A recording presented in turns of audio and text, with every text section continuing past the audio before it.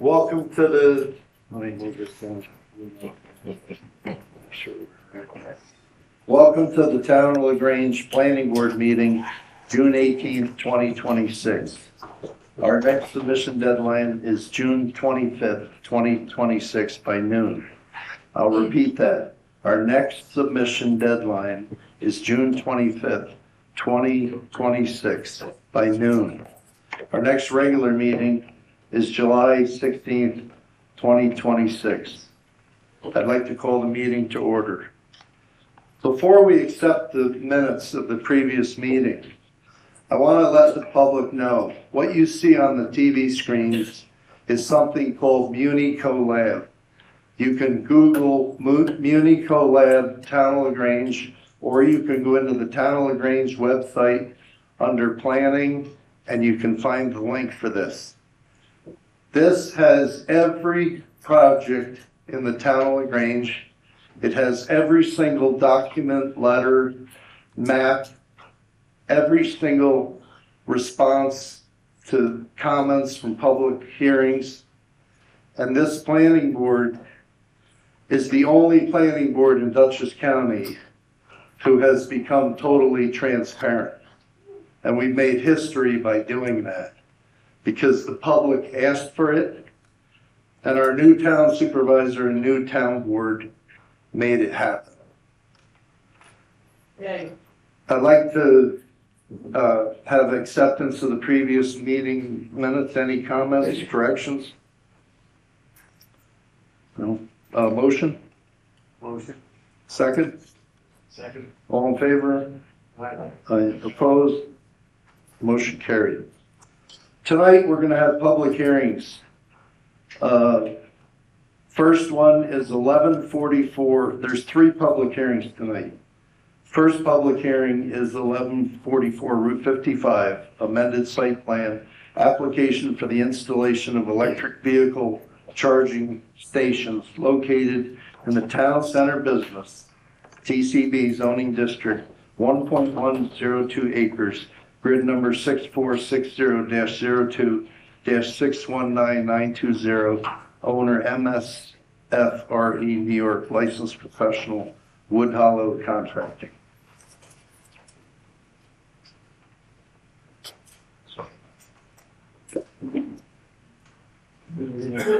Hello.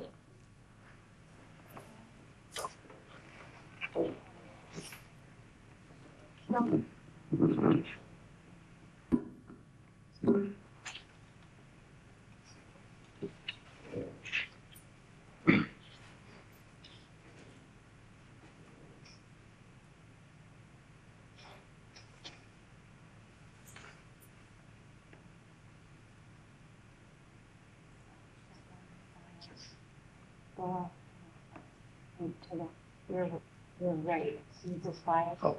Yeah.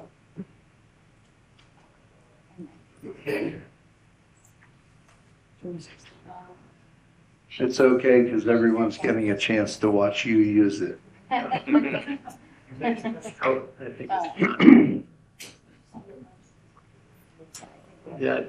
can.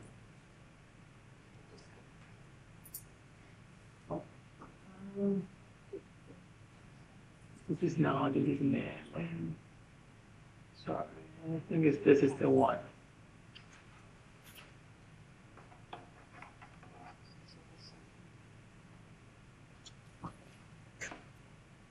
So, good evening, everyone. The project that we are presenting is about the installation of EV chargers located in 1144 Route. Is in the Valero gas station. So here's the plan. We're installing 2 EV chargers located in the gas station. Those are dual fast charge chargers. They're gonna be most of the use for trying to be a little bit helpful with the community and the transition to go more electric than use gas. That's the first part that we're doing. And we implemented the parking lot that we're designing, ADA accessible spaces, and pretty much these chargers are level 3. So these chargers are gonna let the people charge the car really fast. Like it's gonna take like 20, 30 minutes to charge their cars. They're really easy to use. There are not they don't have any hazard like around or something like that that you can have a problem with it. And that's pretty much the project. We're installing 2 chargers. Power cabinet that's gonna be distributed for the 2 chargers and a transformer.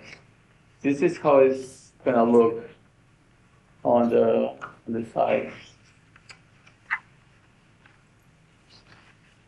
So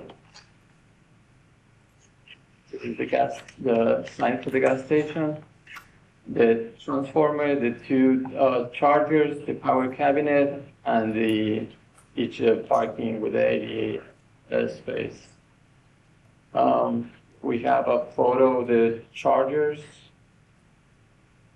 right here, dual port. So from one charger you can charge 2 cars at the same time, and the power cabinet. Okay. Okay, thank you. This view is if you're at the gas pumps at the Valero gas station and you're looking at the side of Hudson Valley Credit Union. This is what you're gonna see. Before we start if you want to sit down for a minute, you can. Sorry, I have one question. This is fine. Thank you. Before we start the public hearing, we have some ground rules I want to read. All members of the public wishing to speak will have the opportunity to do so. Each speaker must come to the microphone, and we ask that you state your name and address for the record. All public comments and questions shall be directed to the board and not to the applicant. There will be no dialogue or back and forth between members of the public and the applicant. The applicant will need to respond to comments in writing to the satisfaction of the planning board. Comments and questions shall be respectful, on topic, and to the point. If a comment has already been stated, it will need to be addressed by the applicant. There's no need to repeat previous comments. All letters and emails submitted have been or will be shared with the planning board and be a part of the official record. Motion to open the public hearing. Motion. Second? All in favor? Aye. Opposed? Is there anyone here from the public who would like to comment on the 1144 Route 55 amended site plan of the installation of these EV charging stations? I'll ask again, is there anyone from the public who would like to comment on 1144 Route 55 amended site plan for the installation of EV charging stations? Motion. Oh, sure.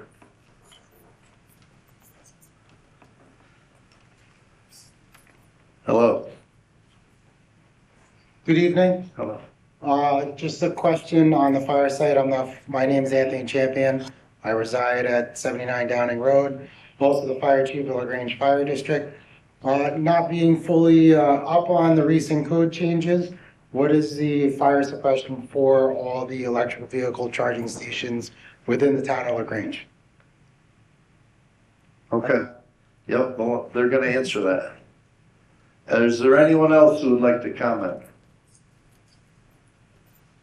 Motion to close. Motion. Second. All in favor? Opposed? Motion carried. You can come on back up.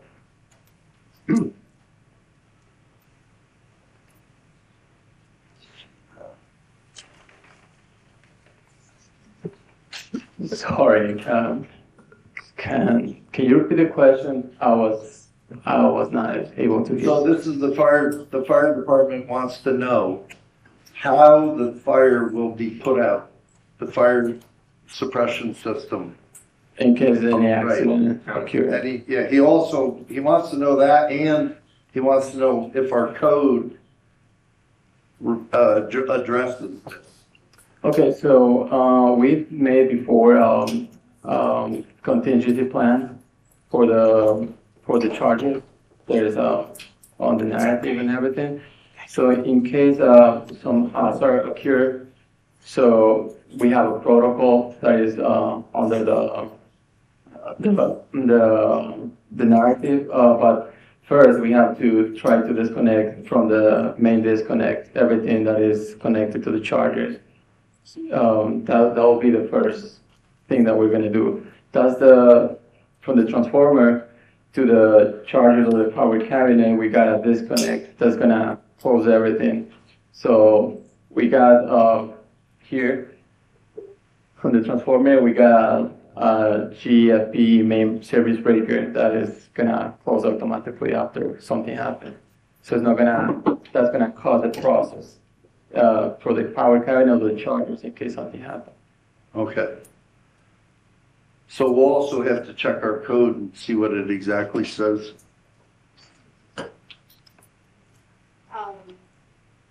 So you're kind of relay that that's the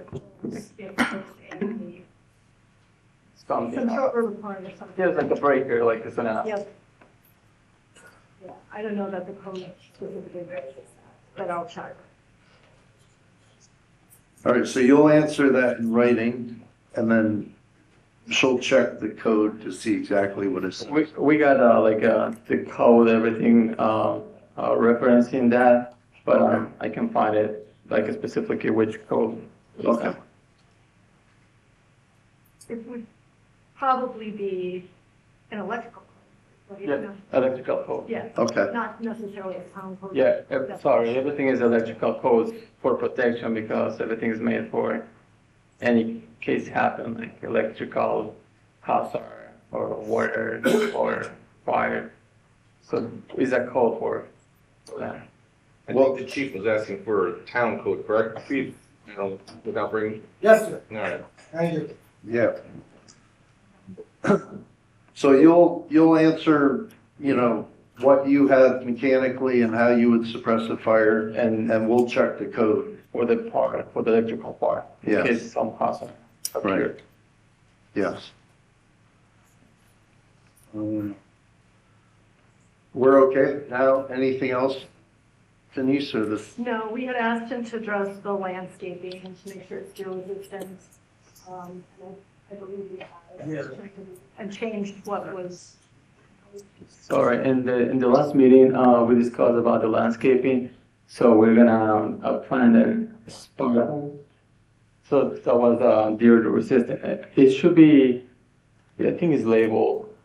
I think it was not mentioned in this project, but it was mentioned in the other one because it was not mentioned in 1144, was mentioned in 688, but we labeled. So the new landscaping before was Agobitaya, but now it's gonna be Sparta. Oh, yeah. That is deer proof. So if it's not on the thing, we have it. Sorry, I think it should be.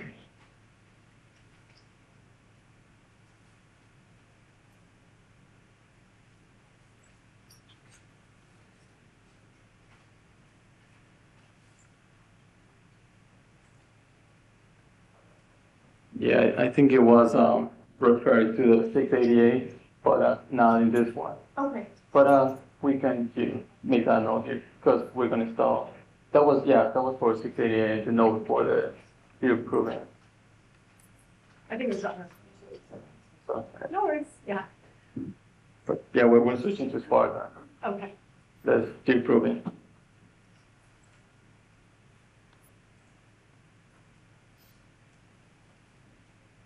Anything else? No, that was everything that we had. Okay. Any other questions you have for us? No. Okay, thank you very much.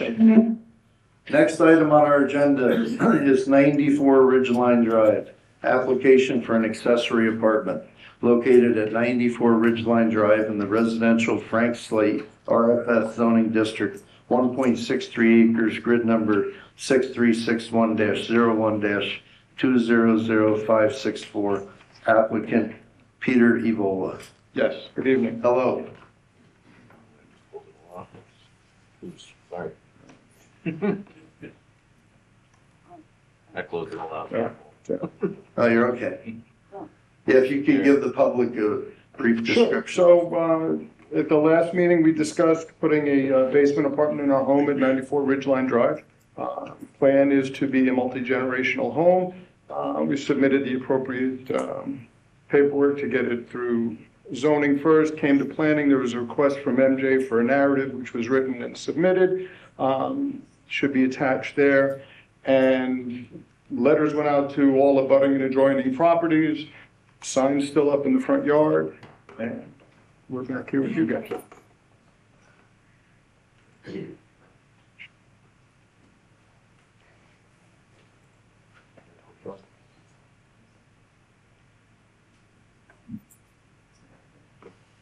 So, Fine. there we are.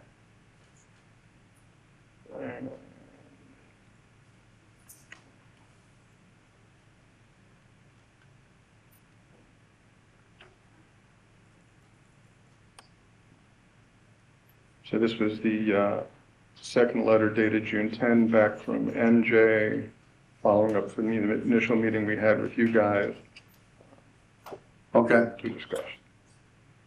all right, very good. If you want, you can take a seat, or we'll see. Motion to open the public hearing for 94 Ridgeline Drive. Second? All in favor? Opposed? Motion carried. Is there anyone from the public who would like to comment on the 94 Ridgeline Drive application for an accessory apartment? I'll ask again, is there anyone from the public who would like to comment on the 94 Ridgeline Drive application for an accessory apartment? Motion to close, motion to close? Second? All in favor? Opposed? Motion carried. Okay, now you can come back up. Let's see here.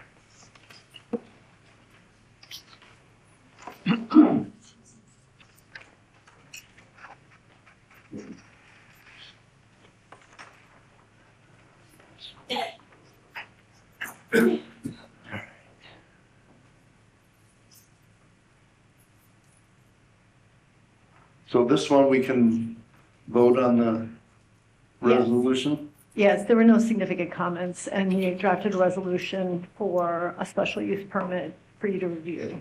Do you want me to read it? Copy of it. Becky, what do you think? Read it? You can just read the conclusions. Okay. Okay, so, and now that I think you mean just where now be it resolved? Yes. Yep, the planning board hereby grants special use permit approval for the application by Peter Avola, applicant owner, for a special use permit approval at 94 Ridgeline Drive in the Grange, grid number, et cetera, and agreed upon for all fees and legal documents required. Said map should be reviewed by a town professional staff for compliance and found satisfactory may be endorsed by the chair as a final map. And then there's a resolution to accept that. Everybody okay? Read it? Had time to look at it? Yep. Mark, you're okay? Motion to approve the special use permit. Motion. Second? All in favor? Opposed? Motion carried. Very good. Thank you. Yes.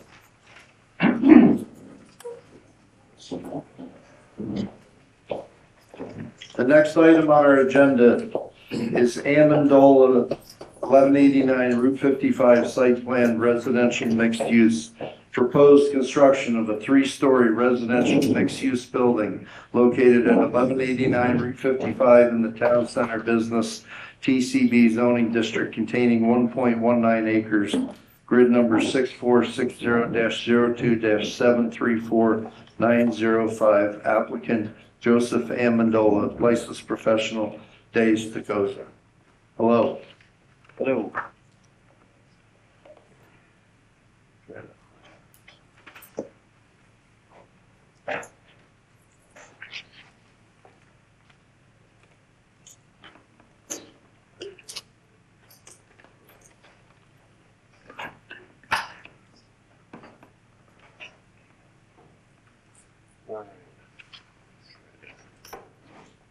All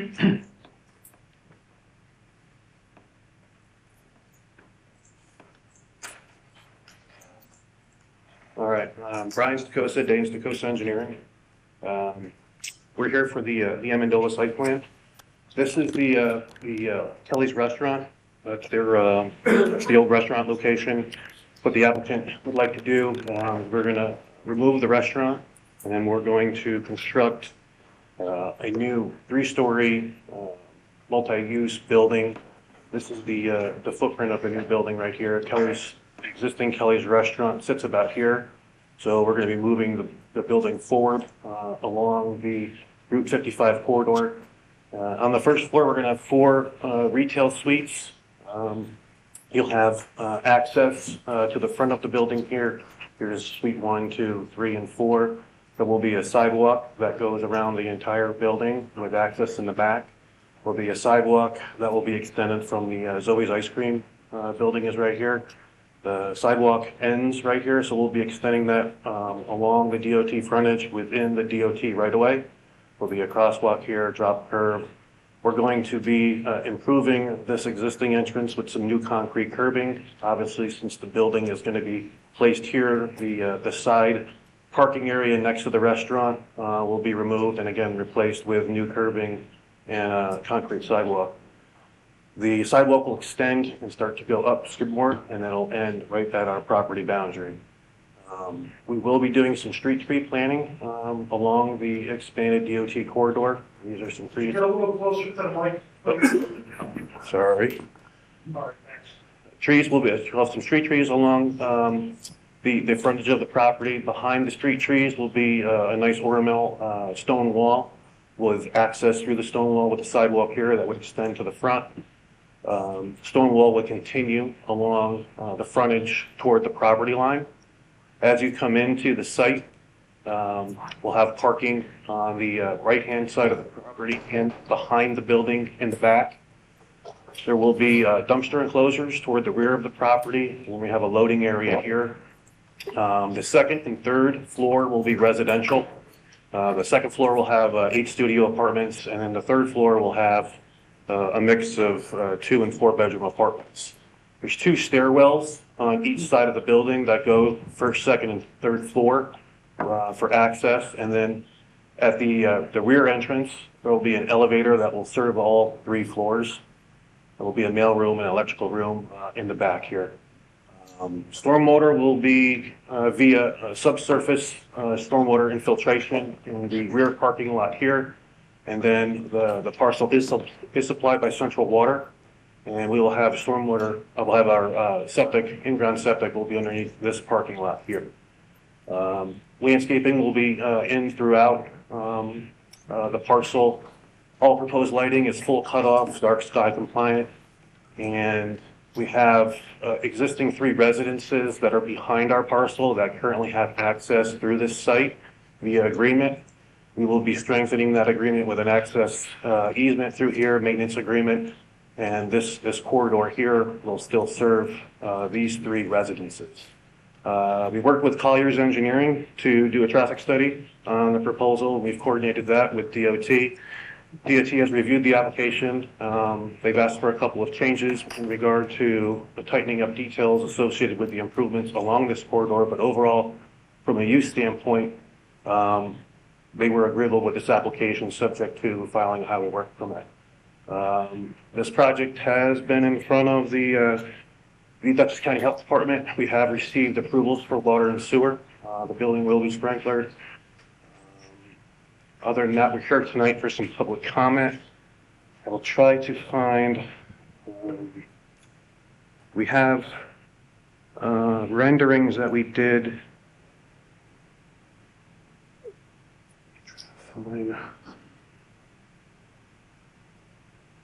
The board had reviewed the renderings of the building. We were following the architectural code within the TC zone. Let's see if I can try to find it here.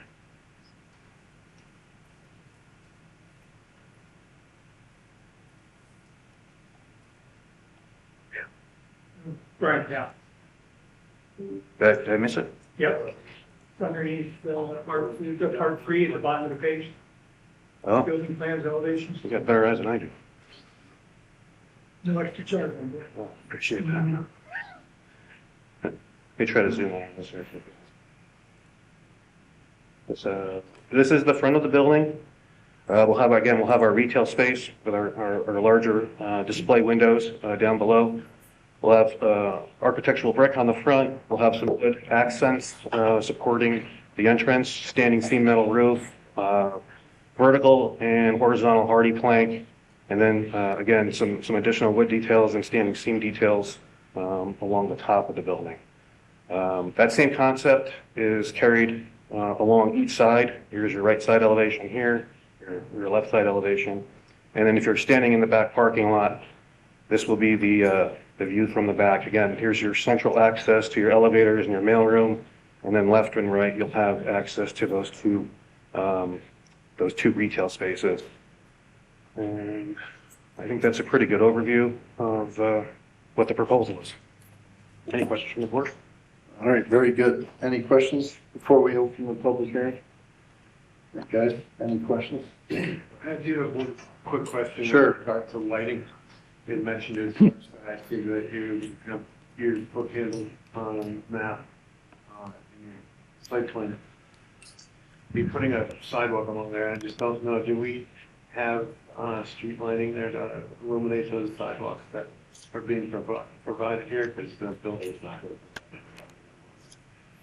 So that, I believe we did. There is lighting along the sidewalks there. It matches the existing town center sidewalk lighting. I think there are 3 along this frontage space according to what the DOT standard was for what exists out there now. And they are associated with the sidewalk that's in front of the wall, the one that runs up along DOT right away. There was an issue about matching lighting, because DOT has a tendency to pick lights that are easily recoverable over time. I think they were able to locate a similar light, so it would be extended, and that is on the DOT plans. Cool. Thank you. Anybody else? Questions? Are there improvements or will there be improvements based on entry, access to that roadway, leaving, coming in? Because if I recall, it's a left turn. Are we gonna have left turn allowed coming out of that? This is a full access. I don't know how to get back to the last thing. Yeah, do that. Previous file? It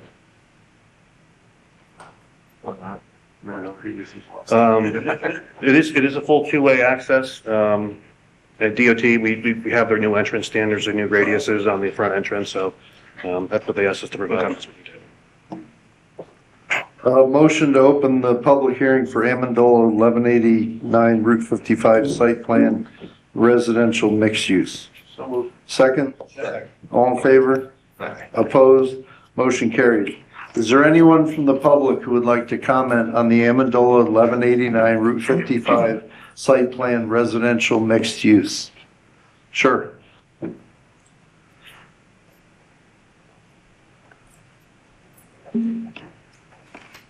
Good evening. Tori Close, 28 South Cross Road, LaGrange.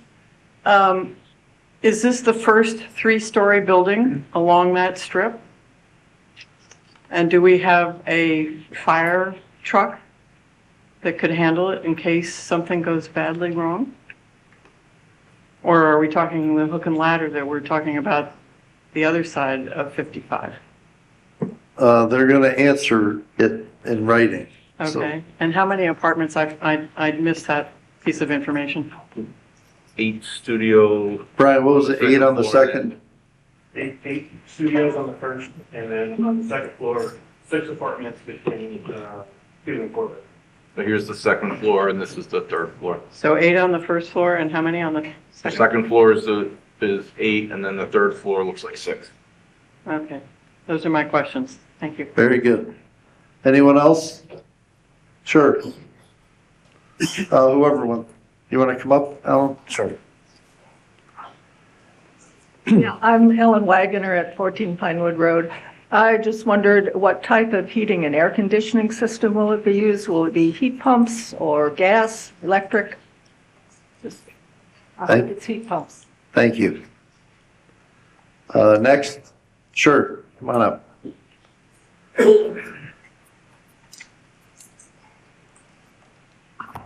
my name is Marjorie Smith, and my mailing address is Post Office Box 1635. I live in the city of Poughkeepsie, but I am a member of session and an elder at the Freedom Plains United Presbyterian Church, and I've been sent on a mission. We have a couple of questions, and we realize that turning lanes are an issue, but trucks and people coming in and out during construction and then after construction, when people are living there and attending to the retail spots, is there any way that DOT would be willing to put in some turning lanes that would benefit not only this development, but also the other businesses and the church in the neighborhood? That's one of them. The other question that we have is, what are the hours of construction? Because we realize that construction can be a little bit noisy, and I trust it's probably not going to be on Sundays at 10 o'clock in the morning, which is when church meets. But I also realize that we have a lot of other things, including the LaGrange Senior Center, and nail guns can be kind of loud, and I don't know if there's any blasting that's going to be involved, and I'm assuming that the demo is not going to be silent. So that's a question, and the hours of the operation would be very helpful to know. Will there be garbage bins during the course of the construction so that we don't have to have George Wade running around to pick up pieces of paper that float across the Route 55? That's another. I'm assuming that there's going to be a porta potty. I think that's probably a requirement, but I'm hoping that it is. Also, we know that the kids walk from the school past there. Is there going to be anybody who is going to, I don't mean a dedicated flag person, but there's going to be lumber trucks and concrete trucks and things coming in and out while the kids are walking down the sidewalk? Is there any provision made for keeping it more organized while that is going on? I was also asked to inquire about the concrete washout. This is well beyond my area of expertise, but I am told that when one delivers concrete, one must empty and clean out one's concrete mixer and all the other accoutrements of concrete. Where will that be dumped? I know it has to be done on site. I realize that a lot of these are DOT as it relates to the turning lanes and not necessarily something that you can get me an answer on at this point, but we would be hoping that during the course of this project, somebody could maybe impose upon the DOT to recognize that there's a lot of stuff going on in that area and that turn lanes would be very appropriate and helpful. Thank you. Okay, I think you did a great job. Thank you. Thank you. Thank you. And everything that you asked, they're going to answer, and you'll be able to see it on Unicode Lab. Perfect. I will look there. Thank you so much. You're You welcome. can tell all your, everyone who provided you with the questions the same. I will tell them, go look there. Thanks. Is there anyone else from the public?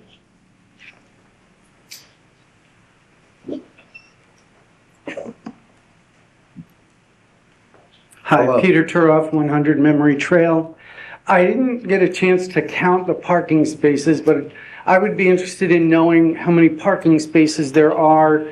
If there's 14 total units, I don't know how many residents and cars will be there for residents, but if there's a restaurant and other businesses, it seems kind of tight for parking, and if parking could be an issue. So I'm curious to see what the engineer report on that says, and that there is confirmed enough parking. Okay, thank you. Anyone else?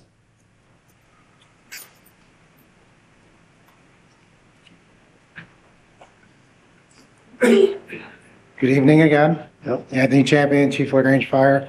I might have missed in the plan review, but the specs on the elevator, I'm just concerned with getting a stretcher in to the second and third floor to help in emergent situations. So if that could be clarified, that'd be wonderful. Thank you. Very good. Anyone else? Last chance, anyone from the public who would like to comment on Amendola 1189 Route 55 site plan and residential mixed use? Motion to close. Motion. Second? Second. All in favor? Aye. Opposed? Motion carried. Okay.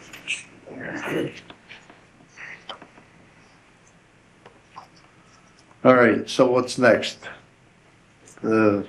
Everything's gonna get answered. Right, so they will be required to submit responses to Do public. you have one microphone? One. All right, we'll have to share. Sorry, it's not my duty to hand it out. You're Rebecca. Yes. So Brian will be required to respond to those in writing, which I'm sure he will do. Just to clarify, since this was an easy question, there are 48 parking spaces required for this site, and 48 parking spaces have been provided. I have no further outstanding comments in my memo, so I'll pass it over to John. I'll just note that we're still waiting on DOT and DOH. Since we answered the parking spaces one, I believe isn't the elevator stretcher friendly? That's the one thing we made sure we had on there, because that was Mark asked. Mark was Right. very adamant about that, so yes, All that right, is. but we'll still answer it in writing. Okay, John? We have a lot of little items that need to be checked, cross-checked, completed. A lot of them respond to, we need the DOT updates and some other things. But a lot of them are housekeeping matters, sir. You know, making sure that the contour lines run in the proper direction, so on and so forth. I've had some discussions with Brian and his folks about revisiting some of the grading on the parking lot to make sure that stormwater doesn't get trapped. But most of our comments have been satisfied. The ones that remain open are generally related to DOT and will be resolved if DOT accepts what Brian has proposed. And the same would say fall for the health department. Yeah, on my list, I had clarify on the archaeological, that we're okay with now? Yeah, we've had an additional sign off. Right. We sent them the latest and greatest plan. They should have. Right. Well, I'm gonna just correct Yeah. for one instance. No, I have it on my, Because we do have an OPRHP sign-off, but the OPRHP sign-off is in somewhat contradiction to what their own architect said about covering and protecting certain elements of the site from fill. So I think we're still looking for a clarification. I think it's a matter of semantics, but it's a matter between his archaeologist and OPRHP and making sure we get the proper language on the drawings and in the plans. right, To make him happy. yeah. There. And I would answer Mark's question about the street lights on 55. Yes, Yeah. Can I ask a question too? Oh, yeah. Is there a sidewalk there currently? it ends right at Zoe's. Okay, And then it's the right of way actually extends out pretty far. got it. So we're gonna take it and just extend to the existing entrance. We're gonna recurb it, reshape it to meet their current radiuses, do drop curbs, sidewalk. When that's Striping. happening, is there gonna be provision for all the rows of kids to walk up and down there? Yeah, we'll coordinate that with John. We'll probably incorporate some temporary. I just noticed driving through there, there's one kid after another walking up to Planet Fitness, Right. not paying attention. Yeah, we'll definitely coordinate that and we'll make sure that's covered in the. So the small piece of sidewalk on the other side of Skidmore Road, they're not having you do now? We're gonna go across our entrance and then we're gonna go up and then we're gonna end at our property line, On your property, Right. but not on the other side of Skidmore? not on the other side of the city. So just so the public knows, I don't know how many years ago it was, 2 or 3 years, I went to the town board and I asked permission to take on the New York State DOT. And they said, go ahead, absolutely. So I talked to people in headquarters, I think up at Roosevelt's there. And my concern, I told them, was that they walk from the high school to Planet Fitness and they stare at their phone and they will walk right across the on and off ramps to the parkway. So this is a concern of mine and everyone else. I would say even if they're not staring at their phone, there's not a lot of room in that underpass Right. between the road and a concrete wall and Right. maybe not paying attention coming towards them. So this problem isn't unique to this application. It's the length of 55. So if we could just address that. We'll get some clarification. Thank you. Anything else? Questions? I'm good. Okay, thank you. First item on our regular business agenda, 7 Finish Lane, application for an accessory apartment located at 7 Finish Lane in the residential low-density RLD zoning district, 1.84 acres, grid number 6561-03-045205, applicant Maria Spinelli. Hello. Good evening. Hi.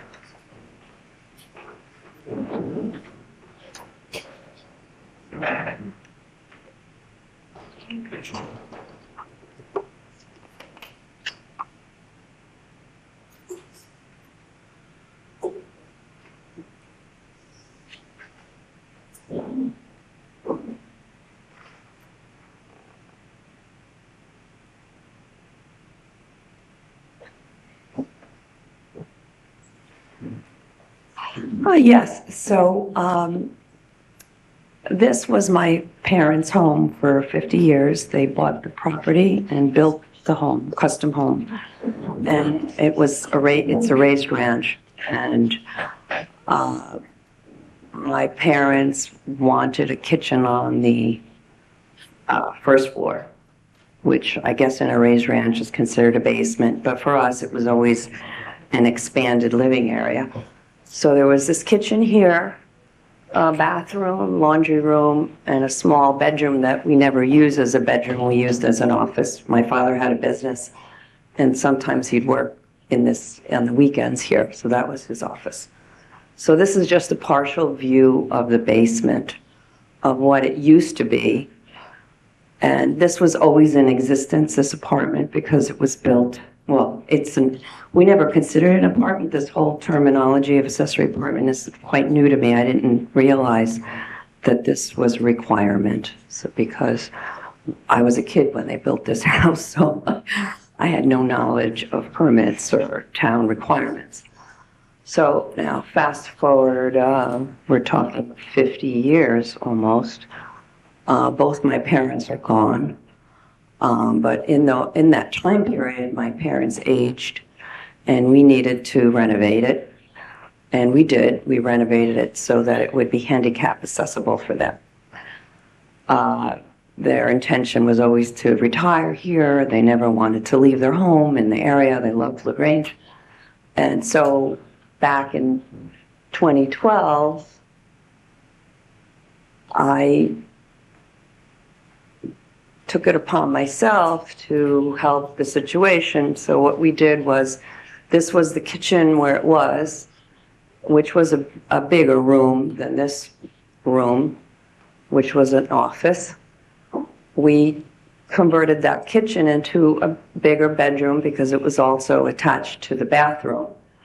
And the laundry room was moved to this little space here in the family room. And we made a walk-through shower that you could put a wheelchair through, because my father had a stroke and he couldn't go up the stairs to shower. So we built this here for both my parents, because my mom was aging. And so we moved whatever of the appliances, a fridge, range, stove, dishwasher here into the family room. So the family room used to be this big room. Now it's like half kitchen, half family room, and larger bathroom, which attached to this room that was a kitchen, and this was the office. So I'm here to ask for approval for this apartment that has been there since 1977 that I never knew we needed permits for. Okay, very good. First thing we're going to do is, in the name of transparency, I'm going to tell the public I was a personal friend of your dad, and the company I worked for, we rented a lot of equipment, and your dad and I and your two brothers. Oh, that's great. For years. So I don't believe it's a conflict of interest, and Okay. I don't think I need to recuse myself. Okay. But I need to let the public know that I knew your dad very well. Oh, it's good to know. Thank you. He passed in September of 2025. So now we'll begin the process, we'll begin to discuss this, Okay. okay? Do you need to see the Uh, pictures or? I think we'll let Denise Okay. talk a little. Yep. So we had two comments with respect to the application. In accordance with the town code, an accessory apartment can only have one bedroom. And even though there is a space shown as an office, that technically could be a bedroom because it has a closet and a window. And as well, any alteration that looks to increase the bedroom count of a property or a dwelling unit that has a septic system requires approval by DOH. And when this was renovated in 2012, a permit wasn't pulled and no approval was obtained. So those are the two comments that we have regarding this. And I would suggest that if there is a desire to move forward, probably a resolution from the zoning board regarding whether or not an area variance could be granted would be the best approach. Okay. Anyone from the board, questions? What's on the first floor of the house? Is it just who lives there or what's? What happened here? The first floor, what's in the, you mean the main floor? The main floor. Yeah, it's a full home. It's let me see if I have another. I think there could Standard be. Grange Ranch, but who lives, is anyone living in the house now? Well, I sold the house on May 4th, I closed. And I didn't realize that this was going to happen. This all happened afterwards, after I closed. So it's a family, a single family. There's 4 people living in the house. And So this came to light due to. this came to light because the municipal title search didn't pass because they said there were no permits for this 2012 renovation. The reason there are no permits from 2012 is the contractor at the time said there's no need for permits because you're not changing the structure of the home. The exterior remains the same. It's still a single-family residence. We were still living there, and there was always a kitchen and always a bathroom. So all we did was reconfigure what was already in the house.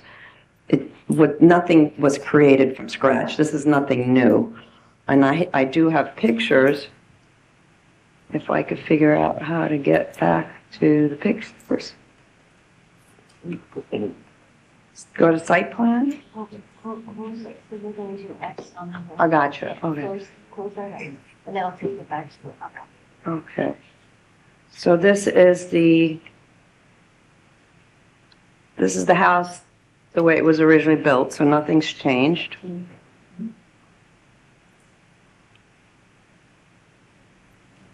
That's the back.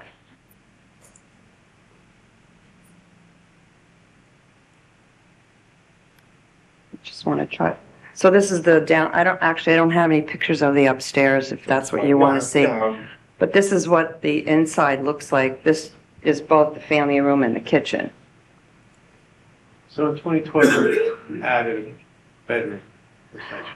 Well, for us, it was never really the intention to build an extra bedroom because we didn't need it. It was just my parents living there. I had moved out. I lived in my own home. My brothers didn't live there anymore. We all had our own homes, so there was no need to even have an extra bedroom. So there was never that intention. I mean, the intention was that room that was always considered an office stayed an office.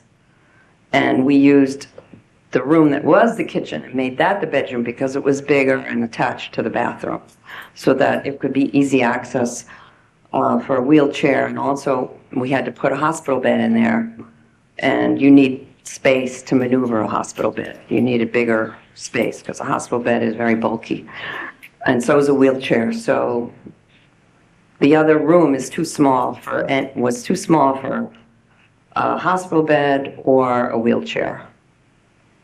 So the sale didn't go through, right? The sale did go through, they moved in, and they're holding escrow until the municipal title search clears. So I think essentially you're in a situation where a bedroom was added, which would require an analysis. Pull that thing over, Chief. A bedroom was added, so you'd be required to do an analysis for the septic system to ensure that the septic can handle the additional bedroom. That would be first step. Second step would be to probably be referred to the zoning board. Right. So, go ahead. Are they using that downstairs as an apartment? Well, I don't know how to answer that because I don't know. It's their private business. I don't know. I'm asking because I was in a similar situation as the buyer. Okay. And we negotiated with the building department to make that not an apartment. I don't know that it's well, I mean, from a zoning board standpoint, I guess the apartment would make a difference, but from an engineering or septic aspect, the bedroom is what the issue is, and you'd be hard pressed to go in there and demo a closet at this point. A closet makes it a bedroom, or the size? The closet, essentially. That was going to be one of my suggestions, is the closet could be ripped out. The other is if they don't want the apartment, if it's typically the zoning administrator will recommend the kitchen facilities be ripped out, and then the remainder can But stay. in my case, we removed the stove and we were able to leave the sink and stuff, and that made them happy. Not saying that will work in your case, but something to consider, make it easier than. Is there a hard separation? Is there a door No. that separates it, or just the stair? No, it's just stairs. Nothing else changed. So it's a The second- raised ranch Yeah. has the stairs down the center, and there's no door. It's a second kitchen. It's not really an apartment. It created a problem for me, and they taking out the stove made them happy. So you I mean, haven't, can I take out the closet? That seems really easy. I would confirm that with the zoning administrator. Yeah. Okay. Because that is ultimately their determination as to whether or not it remains an accessory apart, or that remains a second bedroom with the closet. And typically that will, and then the CO would be conditioned upon the fact that it is only one bedroom downstairs. Okay. And then I wouldn't need a septic inspection? Well, because there's still one additional bedroom downstairs, right? Or Well, it was there always was a always a four-bed- bedroom. it was It was always always a 4-bedroom, so they would be okay Considered then. well, 3 bedrooms upstairs and then the small. Just make room. sure you're close enough to the mic. 3 bedrooms upstairs and then that small room downstairs, which you could fit a twin bed, but it's not big enough for like a double, like a couple. Mhm. So it's more of like a store, we use it for storage. My father's business, he had a lot of files, so we never used it as a bedroom. I mean, this is all like this terminology of accessory apartment, this is all new to me. I don't know anything about this. you're gonna learn a whole lot. Yeah, unfortunately, your contractor should have had pulled a permit for you for the interior work, back in 2012, because then they would have noticed it on the plans. Right. Basically, just right now, go to the zoning administrator and see if an option Yeah. is to either rip out the closet or pull out the stove. What If what it do I have to makes do to it- make this not a bedroom and not a kitchen, like the easiest path? Have you, It's two separate questions, because if the one bedroom comes out, then it would satisfy the code, correct? Yeah. That would satisfy your septic situation. That would satisfy the septic. The code only permits one bedroom, so that would satisfy the code for the accessory apartment. So that would be the first question. If the zoning administrator has a different opinion on the bedroom issue, then it would be looking at whether or not the kitchen should be still removed or other things. So a discussion has to be had with the zoning administrator. have you met Sarah or? Sarah Davis? Yes. Okay, she's not here this evening? No. Oh, okay. Yes, I've met Sarah. We had a meeting back in May, and she helped me with this application. So she saw the diagram, and the diagram shows a closet, but she said because of the size of the room, it's 10 by 11, I believe, that because the size could be considered a bedroom and it has a window, that she didn't really care too much about the closet, but I'll ask her again. I mean, it doesn't hurt to ask again, right? We would need something in writing. In writing from Sarah? Yes. Okay. Yep, so Denise says we have two things we have to deal with. Zoning and your additional bedroom. If you go from 4-bedroom to 5, then you're gonna need board health approval on that septic. So I would see Sarah and talk this out. Gotcha. Yeah. Now, the septic system, there was an inspection of the septic system, and everything is working perfectly. And, you know, when we first built the house, we were 5 people living there.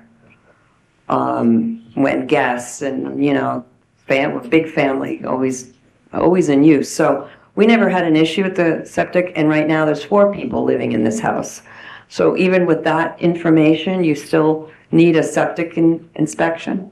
An additional septic inspection because? An inspection is an evaluation. Yeah. Oh, it's Sarah, an for that. evaluation? Yeah, Denise will explain. It's not necessarily an inspection, it's a verification that what the existing system was designed for is acceptable for 5 bedrooms. If it was designed for 4 bedrooms, then removing the closet or whatever you have to do to negate the use of the office as a bedroom would qualify for what you needed to do, because the septic should have been designed for the original home of 4 bedrooms. Does that make sense? That makes sense. Okay. So, the evaluation to do that kind of evaluation, do they need to tear up the septic system and look at it? No. Oh, okay. There should be records on file at the health department. And the records will say how many bedrooms it could support? How does, Sarah will explain that if you stay to 4 bedrooms, you're okay, right? Correct. And if you were to go to the health department, it should have said the amount of flow, which was essentially based on the bedrooms.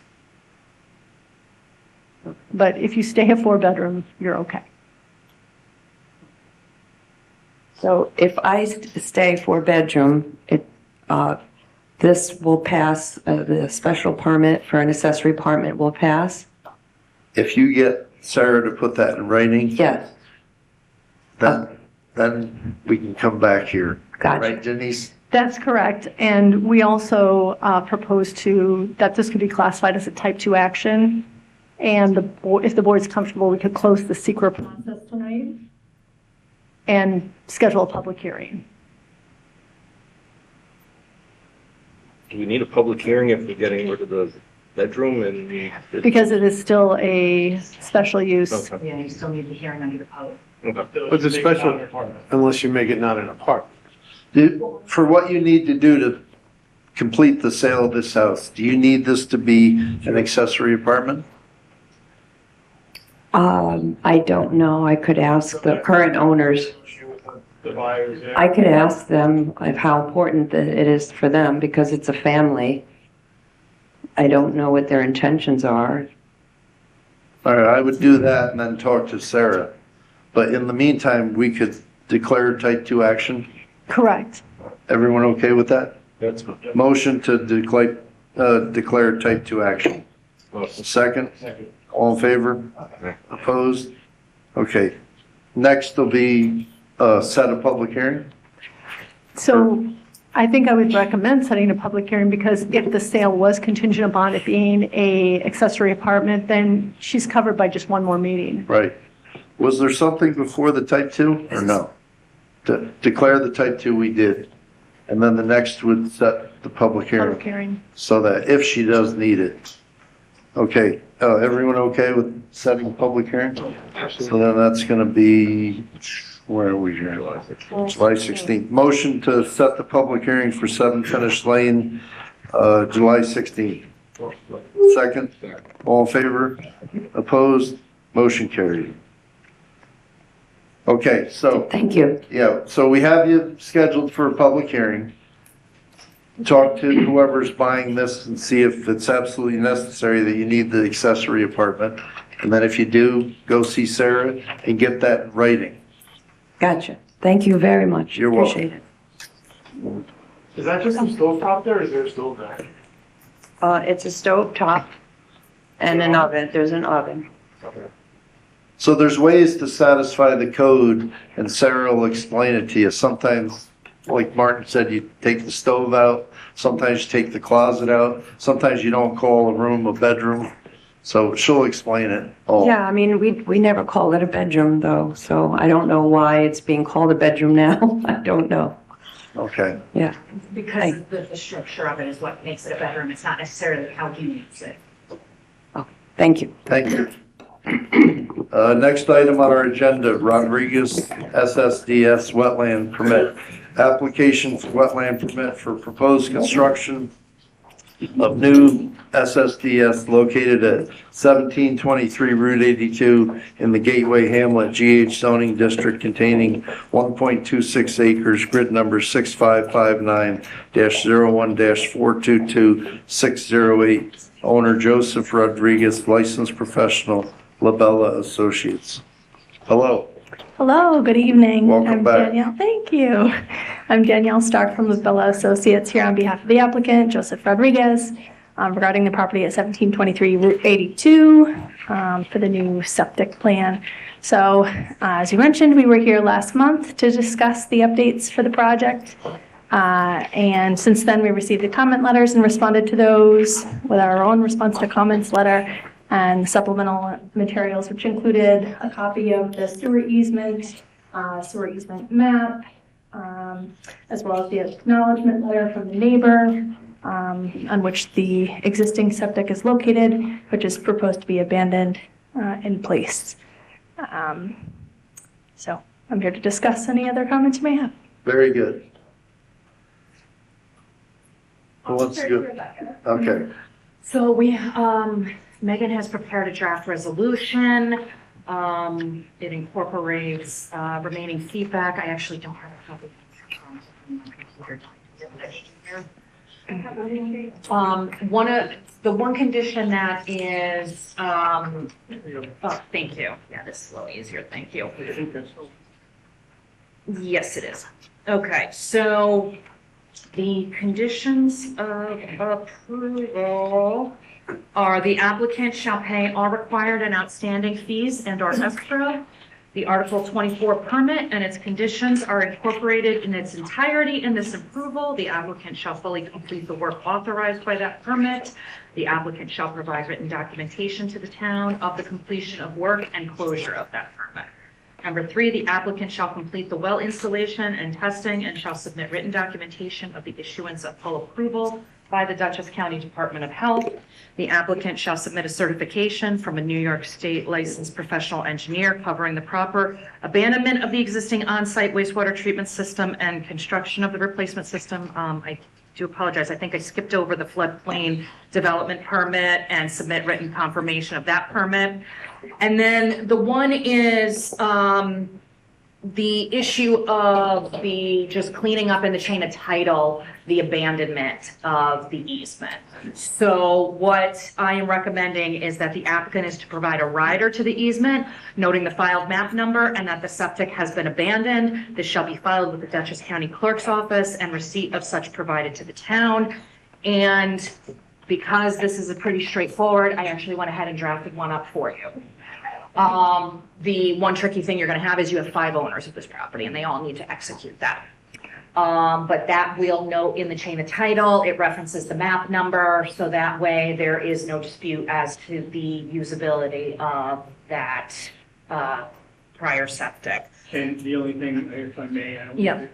Is not looking for extinguishment of the easement or anything else. All we're noting in that rider is that the septic system itself has been abandoned, is no longer functional. Yeah. That's it. Because the easements and all the other instruments cover the rest of the contingencies. So this is just a notification to a future buyer that it's been abandoned. Yeah. So we will need, you're going to need what's called a TP 584 when that gets filed with the Dutchess County Clerk. We're going to need proof of that filing as well. And then any changes or modifications which are determined by the project sponsor as necessary during the course of construction must be reviewed and approved by the planning board prior to implementation of such changes or modifications. I did not go through all the whereases. You have the resolution. Do you, the board have any other questions? I can also email that document to you. Okay, okay. Everybody okay with it? So we'll do a motion to adopt the resolution. Okay. A motion to adopt the resolution of wetlands disturbance permit approval for Rodriguez. So moved. Second? Second. All in favor? Opposed? Motion carried. Okay. So you'll, Thank you. yes, and you'll get Becky what she needs. Yes, exactly. Yeah. All right. Thank you very much. Thank you very much. Next item on our agenda, Coleman Site Plan Special Use Permit Subdivision. The proposed project located at 57 Hillcrest Drive, located in the Residential Flexible District RFD zoning district, 8.05 acres, grid number 6361-03-441088. Applicant Kristen and Michael Coleman, licensed professional Teed Engineering. Hello. Hello.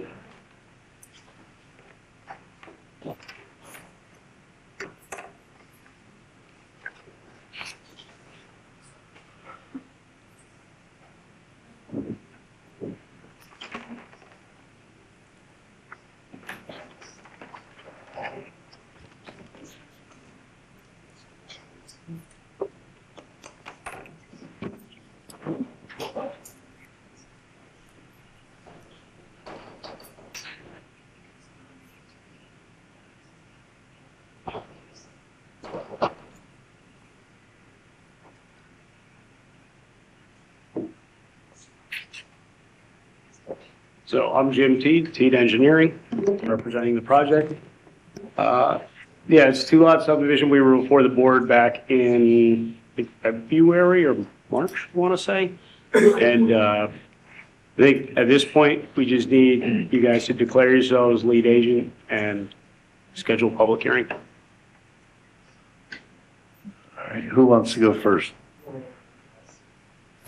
Sure. Thank you. So just a quick recap on this application. Since this is in the Ridgeline Protection Overlay Zone, you declared this a type 1 action back in February, and you authorized circulation for lead agency. Additionally, you referred this application to Dutchess County Planning, the Fire Department, the Highway Superintendent, and the CAC. Outstanding items. You circulated for lead agency, no responses came back, so we recommend that you declare yourselves lead agency tonight. Additionally, outstanding would be a public hearing for site plan, special use permit, and subdivision. They are requesting a waiver for clearing beyond 50 feet of the home site, which has been an outstanding item that you can deal with at another time, but just to refresh you. The applicant proposed an accessory apartment that they're no longer applying for, but they have added the 2-car garage to the site, just to bring your attention to that.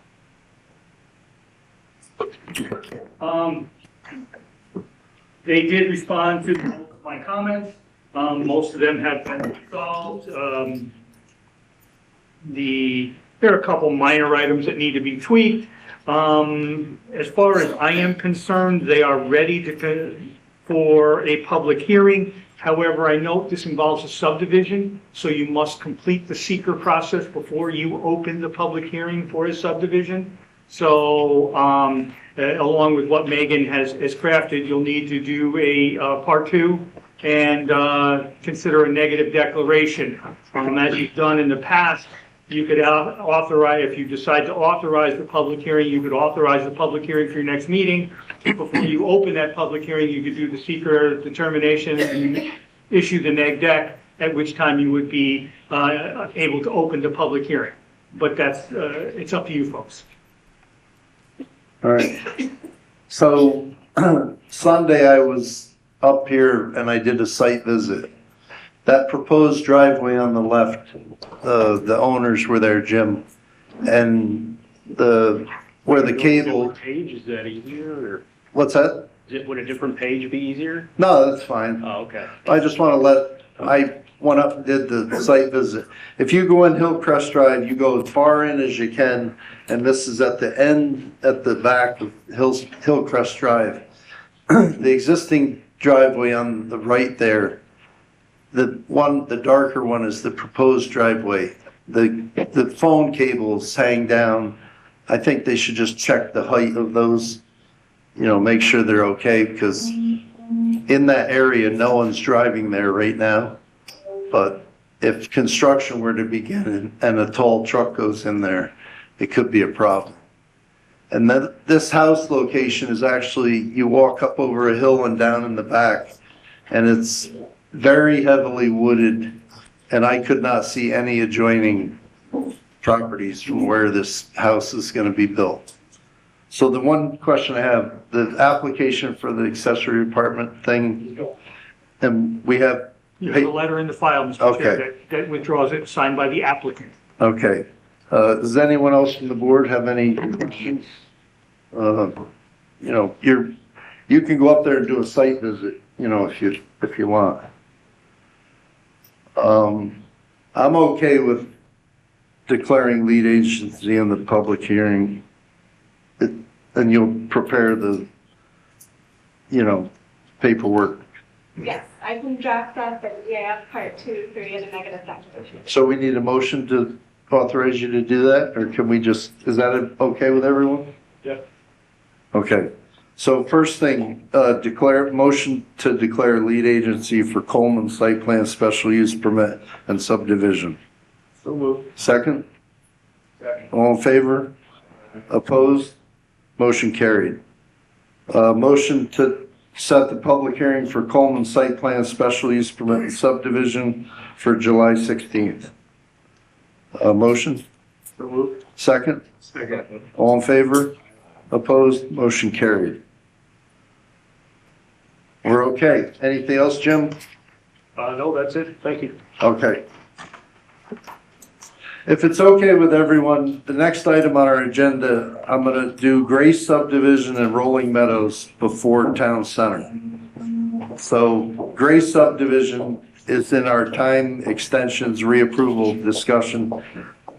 Grace subdivision request for 90-day extension of conditional final approval, 6-lot subdivision located in Titusville Heights Road in the residential flexible density RFD zoning district, 6.33 acres, grid number 6260-02-718721, owner Kerubai Incorporated, licensed professional, Lawrence J. Podgy, PE. Mr. Chair? Yes. I have no objection to granting the extension. They're approaching this, as you may recall, a little differently. They're going to build out some of the infrastructure before they bond it, and we're working towards dotting the i's and crossing the t's in that regard. They do have, I think, an agreement that's been executed. They do have a bond posted. So in order to give them some time to construct, which they're going to start the first week in July, I understand, we would recommend that you grant the 90-day extension as requested. Everyone okay? Motion to grant the 90-day extension. Motion. Second? All in favor? Opposed? Motion carried. That's it for this one, John? That is it. That is Okay. it for me. I bid you all good evening. All right. Thank you. Good night. Next item, Rolling Meadows subdivision. This application received conditional final approval of the phased layout on July 18th, 2024. The board granted extensions, then granted 6-month reapprovals of conditional final approval effective July 17th, 2025 and January 18th, 2026. The applicant was granted intervening extensions expiring July 14th, 2026, and now is requesting reapproval.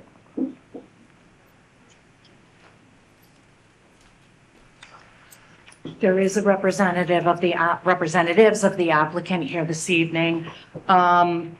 As the board is aware, this project has a lengthy history. I think this goes back actually to the early 2000s. It's been difficult, a lot of work with DOT regarding the entrance onto 55. I think it was about a year and a half or 2 years ago, we did the resolution for phased subdivision approval, 2024.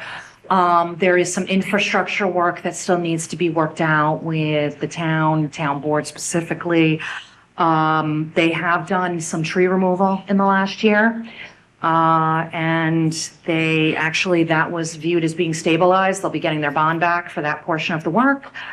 Other than that, there are still other highlights to go. I'm not sure if there's anything the applicant wants to highlight, but just to give the board a little bit of background as to why the reapproval is being requested.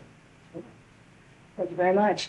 Hi, good evening. My name is Allison Bowser. I'm an attorney with the law firm Cuddy and Fader. We were brought onto this project a couple months ago, specifically just focusing on facilitating the creation of a sewer and stormwater district. So we've been working with your new town attorney, hoping to schedule a meeting to just get a better understanding of when we can finalize map plan and reports and schedule public hearings to form those districts. So more to come soon. Very good. So this is going to be a reapproval of the conditional final approval? Yes, for the phase project that was granted about 2 years ago. Should be almost exactly 2 years ago if we're at reapproval. But the action tonight would be to refer it to the town board. I didn't realize that. So all we're going to do tonight is refer it. Right, so the process will be that you refer it to the town board. The town board will need to issue an opinion and recommendation of this project. And then this will be back in front of you next month for you to take action on the reapproval.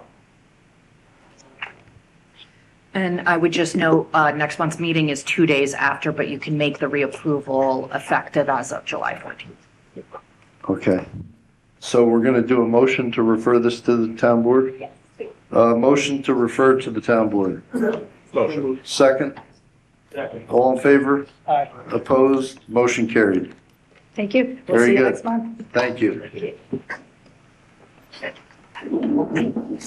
Next item on our agenda, Town Center Rieger Development, subdivision, site plan, special use permit, mixed use development on 194 plus or minus acres in the Freedom Plains center of the town with primary frontage on New York State Route 55 located in the Town Center Business, TCB, and Town Center Residential, TCR zoning districts. The site plan and special use permit approvals being reviewed at this time are specific to the Town Center North, which is the portion of the site located in the TCB zoning district.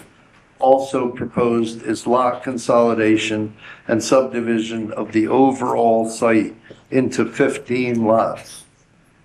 I'm not going to read all of these properties, but they can be found on Municolab.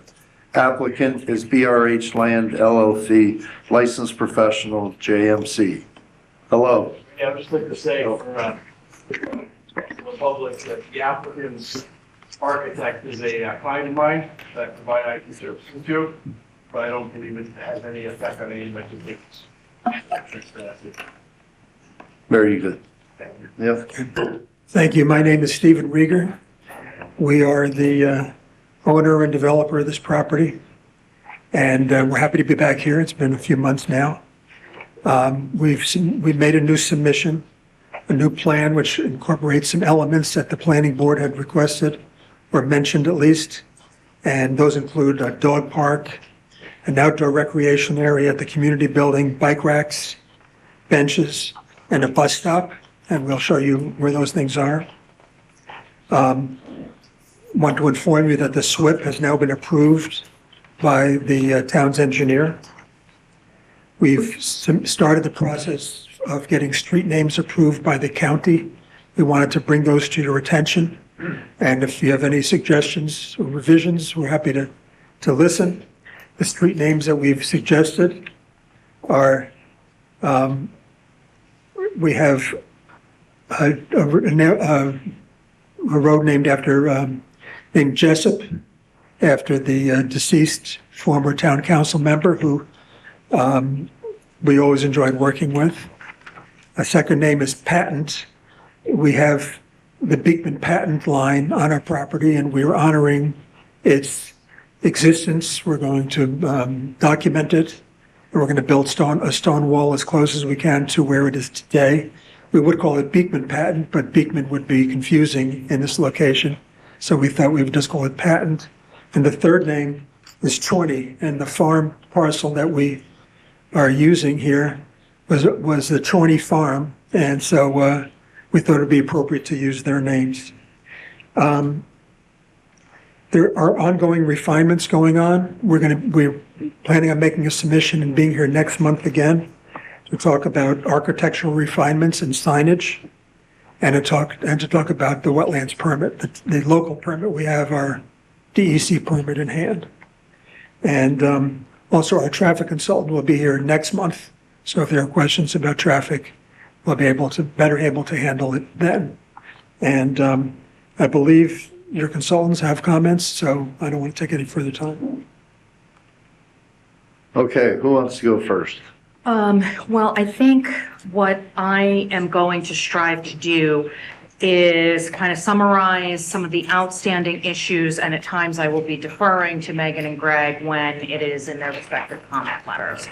So the first item that Megan had recommended was this matter has not been on your agenda since December 10th, 2025, when you had the public hearing.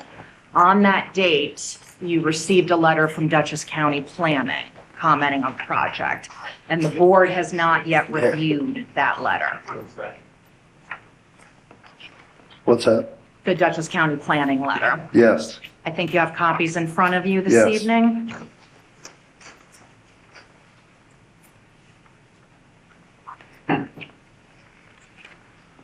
You want to begin to discuss this? I think it would be good to discuss some of the comments. Some of it, I think, will need some feedback between the board and the applicant. Others are to be noted, I think, by the board that the county has provided comments. So, the county's overall comments is particularly that it follows land use recommendations provided in the Greenway Connections Compact, that it will preserve surrounding wetland spaces or green spaces while providing a walkable mix of uses, a town green, and a greater variety of much-needed housing for the community.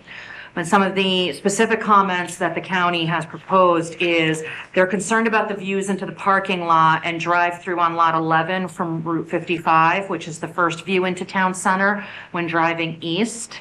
So the county requested that the applicant either redesign that initial layout or provide additional landscaping to screen views into the site. My understanding is the applicant will be proposing additional landscaping. Does the board have any questions, comments? Anybody? The county had some concerns about drive-throughs in the town center business because they're auto-oriented. They are permitted in the town center business district.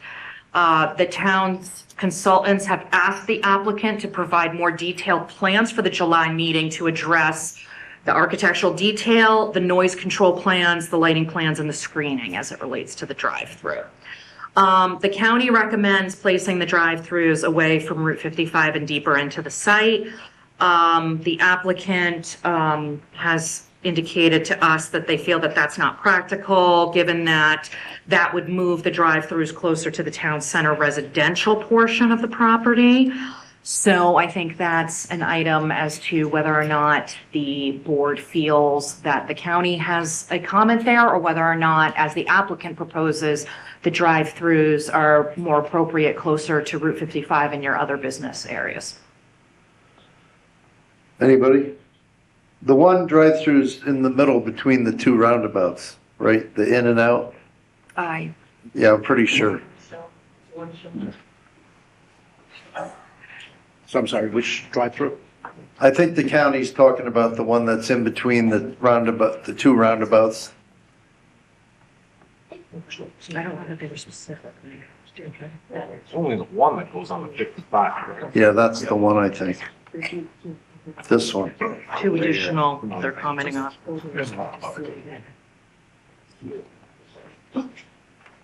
between building 3 and 4? I'm curious. I think that's.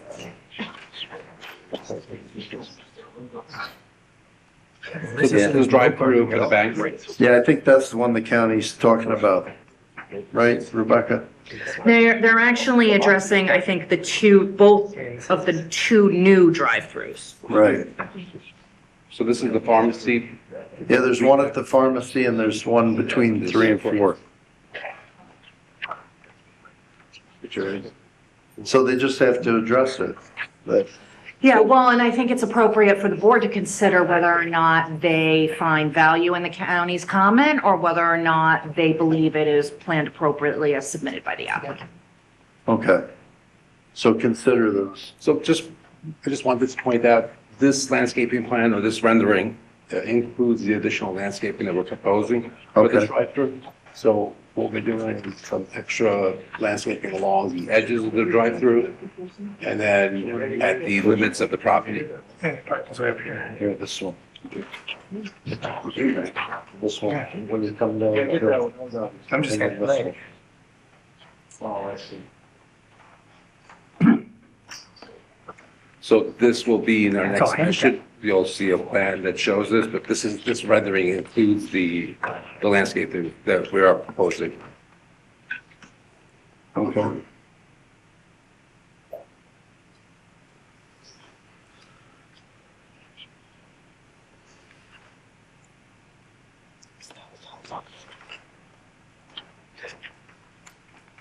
So you want to go through the next item?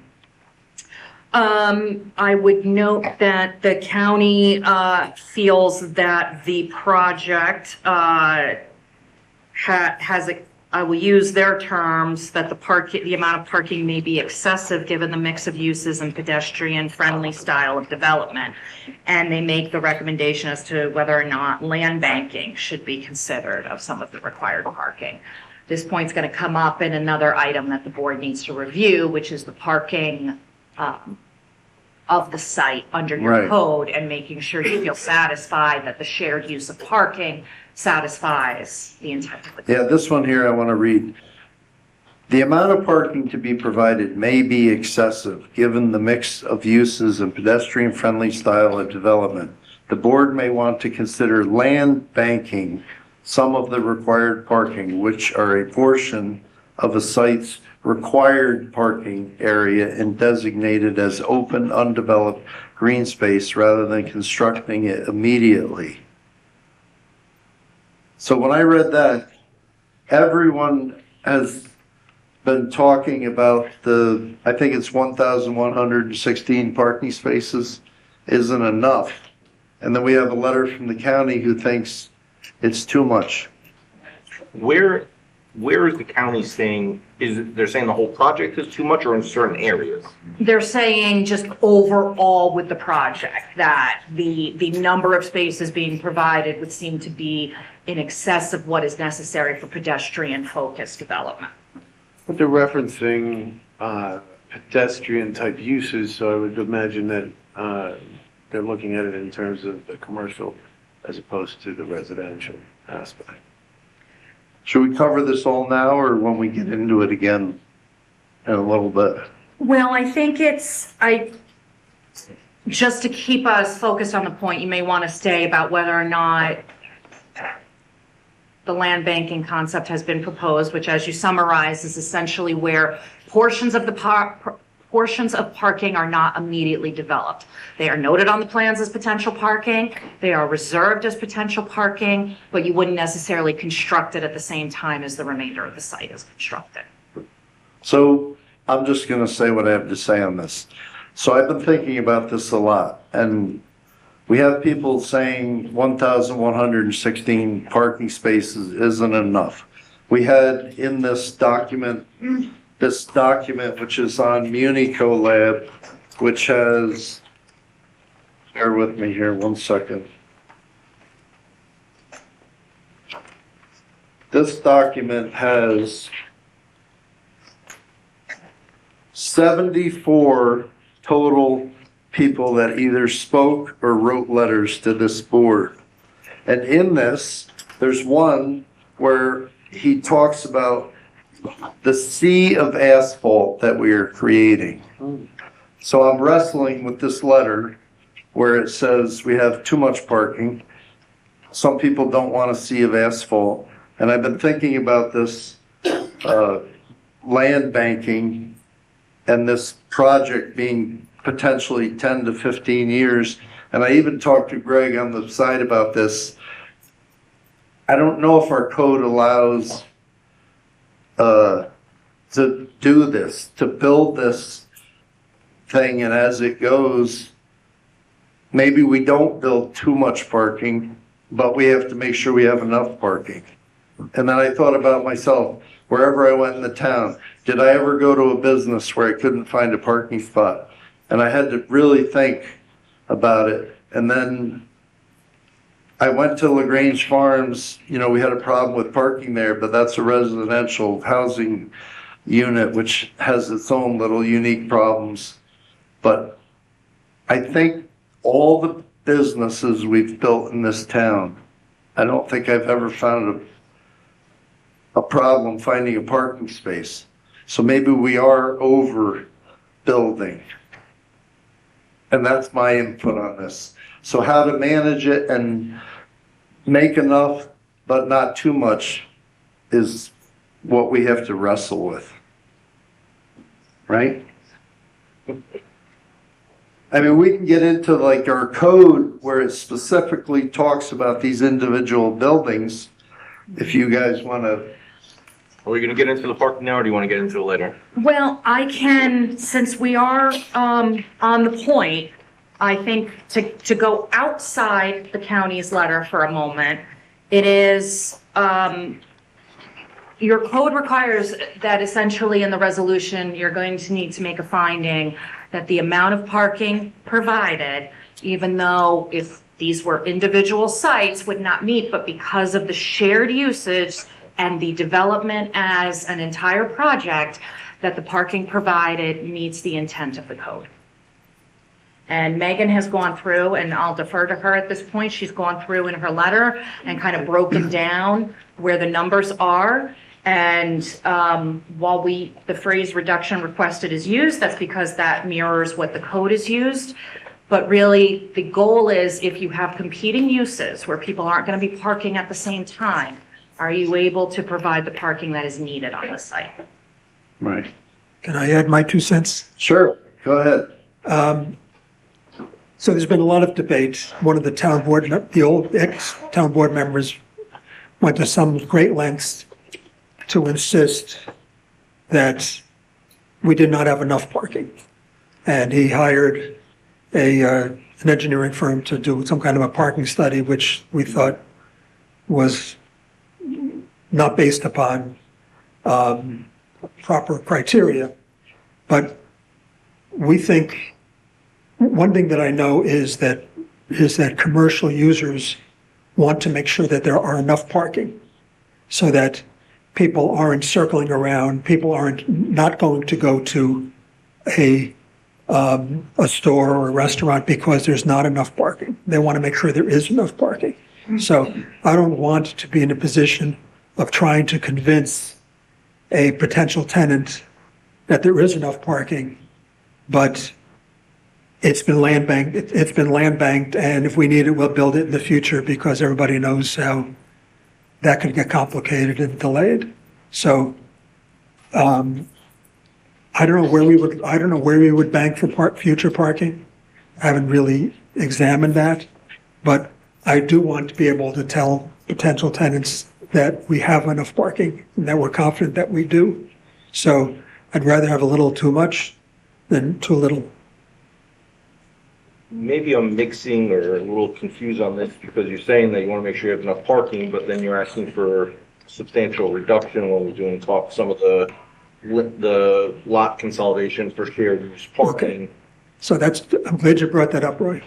So on the site, if you take all the uses and you take the required parking for each use, we have enough parking. Where we have a shortfall is that we've also asked for the site to be subdivided for financing purposes. And so we drew lot lines which are somewhat arbitrary because we're going to have parking, cross-parking easements. And so some of the lots have more parking than is required. Some of the parkings have less parking than is required. But overall, there is the required amount of parking. And so if we moved the lot line, then one lot that is deficient now would have too much and another one, so we have enough parking. It's just the subdivision part that creates the deficiency on some lots. And since it's all going to be subject to a cross-parking easement, I believe that the analysis of parking by lot is really academic because all of the parking will be available for all of the uses, all of the time. The comment was brought up, I think, last year when you, that I think maybe caught you by surprise by your reaction with two of the restaurants with having banquet space above. That it was brought up that if both restaurants had capacity banquet services, we were needing, I think we were at 600 or 700 parking spots if everyone drove by themselves. Either way, you could be at 300 or 400 parking spots if you went as couples. And then we start talking about reduction, parking there or land banking, whatever it may be. But we start to look at then, are we losing parking spots for other tenants? And then I'm just to kind of go on it also, we talked a little bit about some of the parking. Some of the shared with the commercial, I know that they're all not full all the time, so I'm not so opposed to some of the reductions are shared with that, but I do, how many apartments, when we go down into these buildings, how many apartments are in each one of those buildings? Do we know off the top of our head or roughly? This plan doesn't have the numbers. But we do have specific numbers, our floor plans for each of these. That bottom right, where's my? It's not fair. 28. 28, the bottom right corner. Where are they parking that the residents parking that they're gonna have easy access to their building? 28. The bottom right, this one right here. So first of all, there is that building and in those four buildings in that little quadrant, there is parking underneath for, not for every apartment. Okay. But there is parking underneath for many of the apartments. And then there will be parking, this plan doesn't show parking spaces, but there is, we've gone through it building by building, and we believe that there is sufficient parking as you go. Having 28, how many people would be living there? But I can't answer that question offhand. We do it, on another plan, we do have the unit counts for every building. You kind of see the parking spaces if you look here. Yeah, you can see a little bit, it's light. In this lot, there's a total of 100 spaces. And there's a lot of handicap too. Right, there's handicaps, there's side parking, and then what Steve was pointing out, in between the two buildings, there's a driveway which leads to garage parking at the rear of the building. So along this frontage, and this frontage, and this frontage, we have garage spaces. We also have some garage, parking spaces overflow on lot 8. Which will then also be used by the community center. But yes, so it's, as we pointed out, this is a lot. This lot is defined by the right of way, so that's. Are we, or is there a limit to how, are each apartment or housing unit being assigned a certain amount of spots, or are they limited to how many spots? Because not to, as Randy had mentioned earlier, there was another development that asked for more parking, but they didn't have been assigned a 2-bedroom, got 2 cars, 3 cars, whatever it may be. I can have a 1-bedroom and have 5 cars. Do I get 5 spots just because I own it? Right, and we've learned from that experience, and we will assign parking spaces, but we will limit the number of vehicles. We're going to provide requirements that every garage space be used as a garage, which on that other project, I believe, was one of the problems. The people were using their garages for storage and parking their cars outside. So there were spaces that were counted that were no longer used as parking spaces. So we're gonna deal with that because we've learned from other people's mistakes.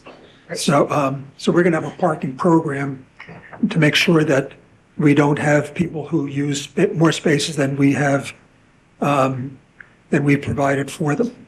So back to my question, just in apartment building 28. I don't remember offhand. But we just have like, I'm trying to. Lot 7 has a total of 76 units, so that entire lot is a total of 76 units Lot- within those 5 buildings. It's 76, so 76 divided by 4 would be 18. And then the upper buildings, Well, that's three right. stories, those have 20, and I think, that one has 11. 11, yeah, correct. But let's just go with building number 28, just So that one has 12. 12 units. And I believe it has 12 parking spaces underneath. So there's only one per unit. Yeah, and then there is parking at the end, and so there's parking adjacent. Can you come up to the mic? Yeah, we'll have to have you talk into the mic. Yeah, so there'll be 12 garage spaces, so there'll be garages. And those are, but how many people are gonna live in building 28 potentially? There'll be 12 apartments and 12 garage So spaces. there could be 24 people living there. Right. and Correct. Our Or experience, more. our experience is that there will not be 24 cars. There will be something like 16 or 18 cars, something like that. So we will need 4, 6, 8 more spaces. And if you look at the end of the building, we have that. I would assume that if there's only 12 units in that building, they're fairly large units. They're not gonna be one bedroom, right? They're going to be a combination of 1s and 2s. There are 4 one-bedroom apartments proposed in building 28 and 8 two-bedroom apartments. Thank you. So then there potentially could be more than 24 people living in that building. Yes? Potentially. That's So not, there could- that's not our experience. But there could be more than 24 people living there, and there could be more than 24 apartments. Worst case. In our leases, we will make sure that there are not, we don't allow people to have more spaces, more cars than we have spaces.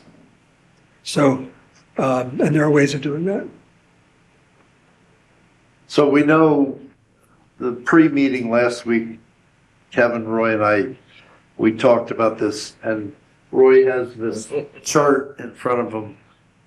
We understand collectively this meets the code, but if we individually look at the buildings, we have a few that don't. There are a couple of places, on any plan, Right. there's going to be some places where a little more and some places where there's a little less, yes. And yeah, and that lot 7, which encompasses those 5 12-unit buildings. Yeah, and correct? and the reason that's so deficient is because we couldn't draw the lot line anywhere other than where we drew it because it's surrounded by what are going to be public roads. I understand that, but it's still, you're asking for a reduction of 25 spots, so to propose 154 parking spots for all of lot 7, because then you also have all these business, residences, which are duplexes.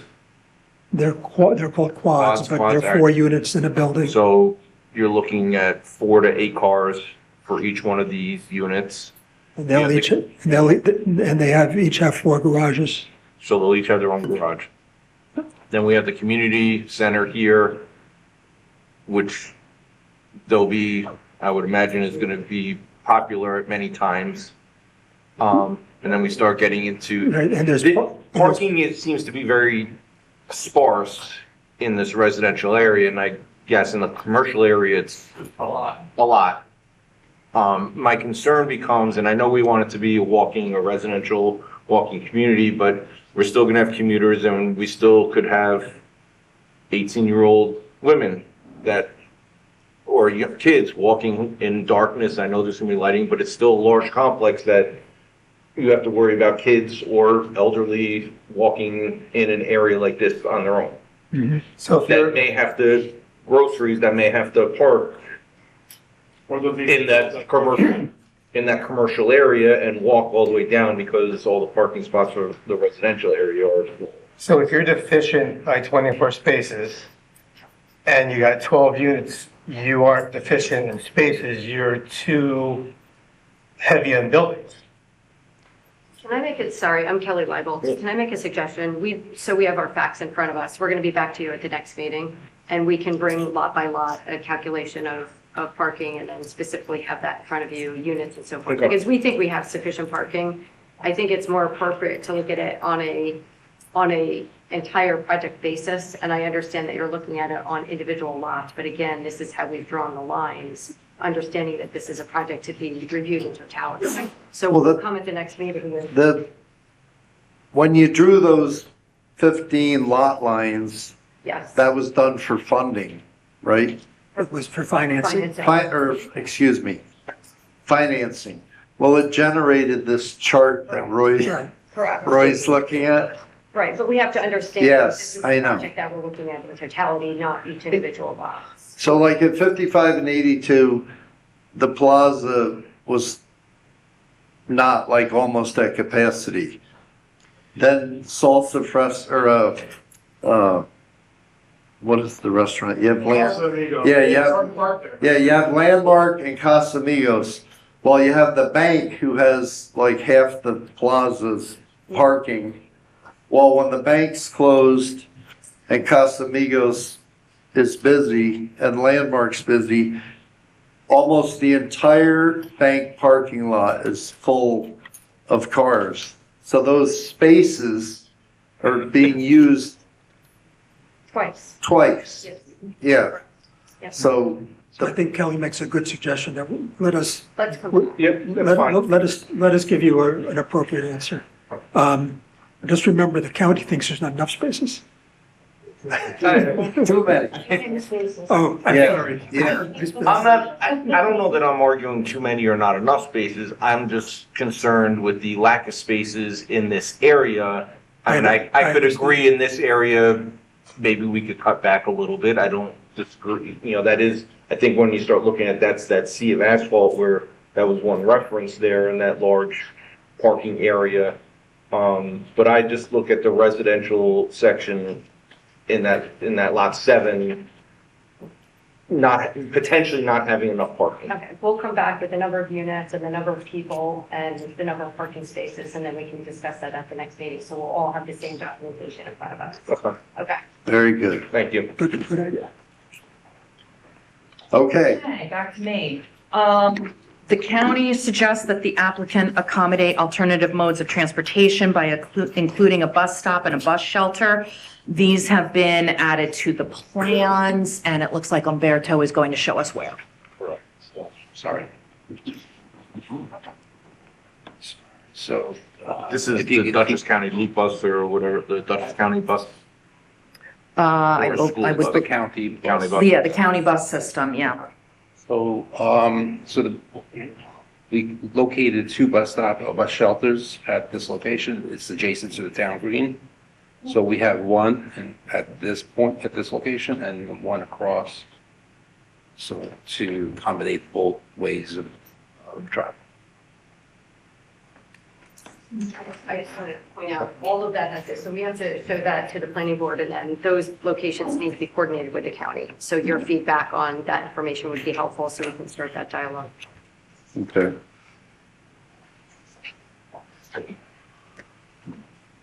So do you have any feedback on those proposed locations?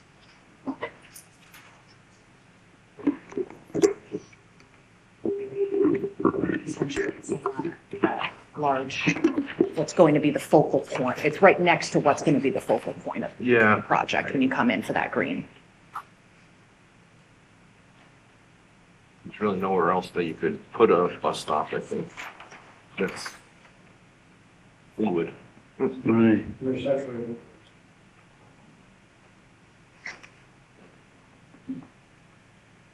Here's the one we've done. Oh, right here. I like it.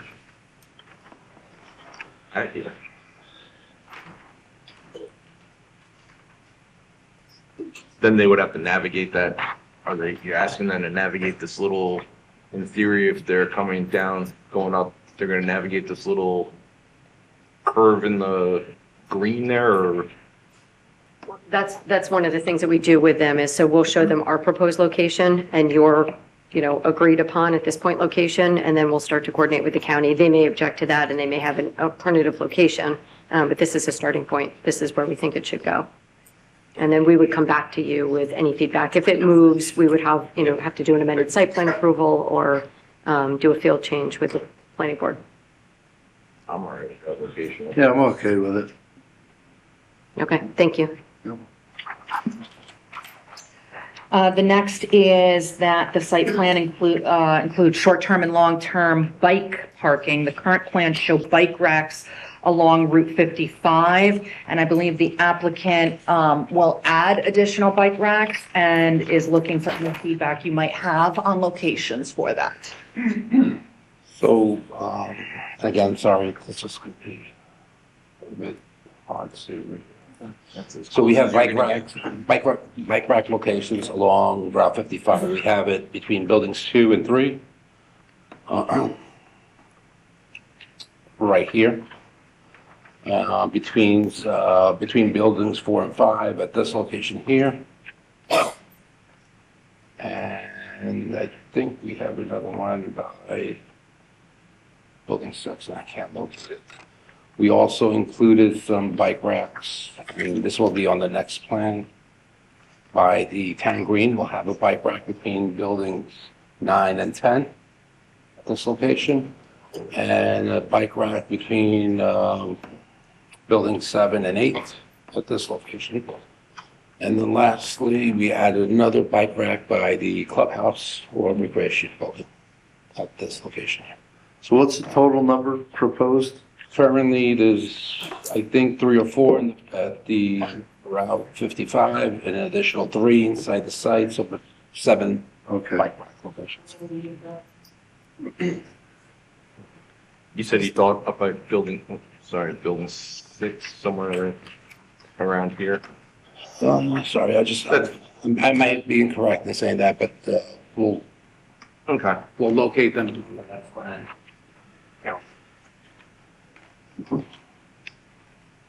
Does the board see any additional locations they think it would be worthwhile? No, I'm good with that. I'm okay. And then park benches, the county made a comment also about adding park benches. The applicant indicates that they will be added to the plan submitted for the next meeting, but is also looking for any feedback you might have on locations of park benches.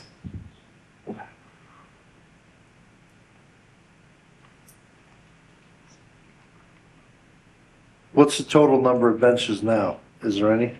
There is no, we provided a furnish plan that shows the type of benches that are being proposed. It's something that we'll coordinate with the town about where the benches want to be or how many benches we need to propose. So we haven't shown anything at this moment. I know there's one out on 55 that gets run over all the time. Yeah. You don't know how to drive in a circle. Saw someone sitting in one yesterday. Right. And the only place I would suggest is maybe around the town green. I think if some of these businesses, whether it's a restaurant or a pizzeria or whatever it may be, if they want a bench, I don't know what the town code allows for or whatever, but I think that ends up becoming on the business's responsibility would be my opinion on that. Yeah, I agree.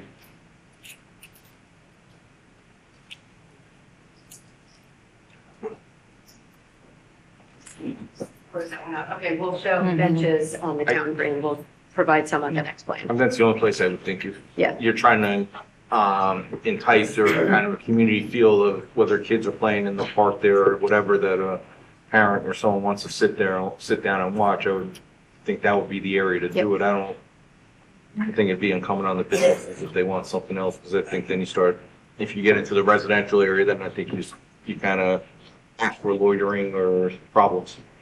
Very well. We'll show them on our next submission. We'll show benches in that area. Okay. So landscaping, the applicant has proposed landscaping throughout the site, but, and I think it would be good if the applicant could kind of maybe just touch upon, the different, because I understand there's different notes on the landscaping plan, talking about the different plantings. But the applicant is asking for a two-step method of providing landscaping. It's required in the code to have the landscaping, fully set out. I don't want to speak for the applicant, and I'll let them paraphrase it, but I think due to what might be unknown tenants and build out, that the landscaping might change. So they're hoping for your blessing on essentially what would be their absolute minimum or floor, as I like to call it, and then knowing that additional landscaping may be added as different locations are set up in the buildings. Okay, I did that That was okay? great, yeah. Okay. So what we did is we do have an overall landscaping plan. I didn't include this in this package, and it predominantly mimics the plan that you have in front of you, which is the rendered plan showing 3 locations and so forth. But what we've done for the individual landscaping around each building, because that would be an enormous landscaping plan, is we provided you with a very detailed landscaping plan for the plants to be built around each building type. So there's 3 different pages that show, sorry, very detailed in these little boxes on the bottom, and you have this has been already submitted to you. So in these boxes is the number of plants, the size of the plant, the species, everything that's going to be built in this type of building. So every building is identified. There's, again, 3 typical building type and very detailed landscaping plans. So we're just asking that that is sufficient for your review, and that we not necessarily provide an entire sheet with landscaping for every building. It's located on here because we provide the landscaping for each building type. I'm okay with it because we went from a plan with nothing on it to this, so. Yeah, and there is an overall landscaping plan as well for the trees and the massing, so you do have that as well. Yep. Good evening, Anthony Guccione with JMC. Just when you're reviewing the plan, just for your convenience, you see in the upper left-hand corner, there's a key, and you see those purple boxes, there's 3 purple boxes. They relate to the 3 areas that were shown on this plan. So that'll help you to navigate the plans. If you go to the next sheet up, you'll see this has 3 different boxes, and you got 3 boxes on here. So that shows you what area of the site was dealt with on that sheet. Okay, like Kelly said, every type of plant type of building has its own planting plan, so that can be superimposed throughout the site. Very good. I'll just add quickly that CPL did a review of the overall landscaping plan, but we have not had an actual landscape architect look at these detailed plans. So if you would like us to do that, let us know. And if not, that's fine as well. Completely up to you. What do you think? It's gonna be beneficial for the longevity of the landscaping and how indigenous it ends up being. I agree. Fresh eyes. All right. Have them, Okay. yes, have them review it. Okay, thank you. Yep. Is that something that's done internally at CPL? Yes, we have a landscape architect. Okay, so perhaps we can work with you to expedite that so that the changes are natural.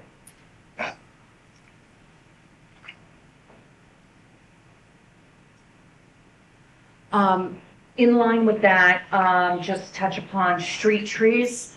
I think the town's consultants and the applicant's consultants have different views on how to count the street trees, but I think at the end of the day, the important thing is whether or not you believe there are enough on the plans for this site. So we ask if you have any comments on where you feel or would like to suggest any additional street trees that feedback be provided. Street trees and parking. And parking lot trees, thank you. The parking code requires 1 tree for every 6 parking spaces. A lot of the parking lots are adjacent to a street. So you've got trees that are in the street, and those street trees are the parking lot. It's just confusing, but I think there's plenty of trees. But just wanted the planning board weighing in if they develop. So 1,116 parking spaces. We need a tree for every 6. We need 200 trees. About definitely 200 trees. Right. and then there's more than 200 trees. Some of those are combination street trees. Right. Parking trees. You know, when we talk about the parking number and the lack of parking or the overabundance of parking, however you want to look at it, we need to, I think, consider the environmental impact of the amount of pavement and what is referred to as heat island effect. And, you know, how that is affecting the area as well. Right. Rather than just, you know, do we have enough parking? Are people going to be inconvenienced by not finding a parking spot, you know, at certain times? Yeah, that might be true. And it would be great if this development were that busy. But at the end of the day, I think we need to be cognizant of that as well. Right. That we don't create the sea of asphalt. One item related to the parking that I'll just flag for your consideration for next month, we don't have to discuss since we've already come to the conclusion that we're gonna get details on each site, is there are 32 EV spaces on the site. And the question was flagged as to whether or not that counts towards the parking requirement or if that's something else. I would note your code doesn't speak to. So the 32 are in the 1,116. Yes, they are. Do you have proposed locations, or do you have a thought of where you're putting those EV spots? They're shown. Oh, are they? They're Okay. shown throughout the plan. I agree. No, if they're, I'll look through them and It's the applicant intent that they're not going to be limited to EV. In other words, during the day when those folks go off to work, somebody else could park in that space. Mm-hmm. And therefore that it counts towards their number. Right.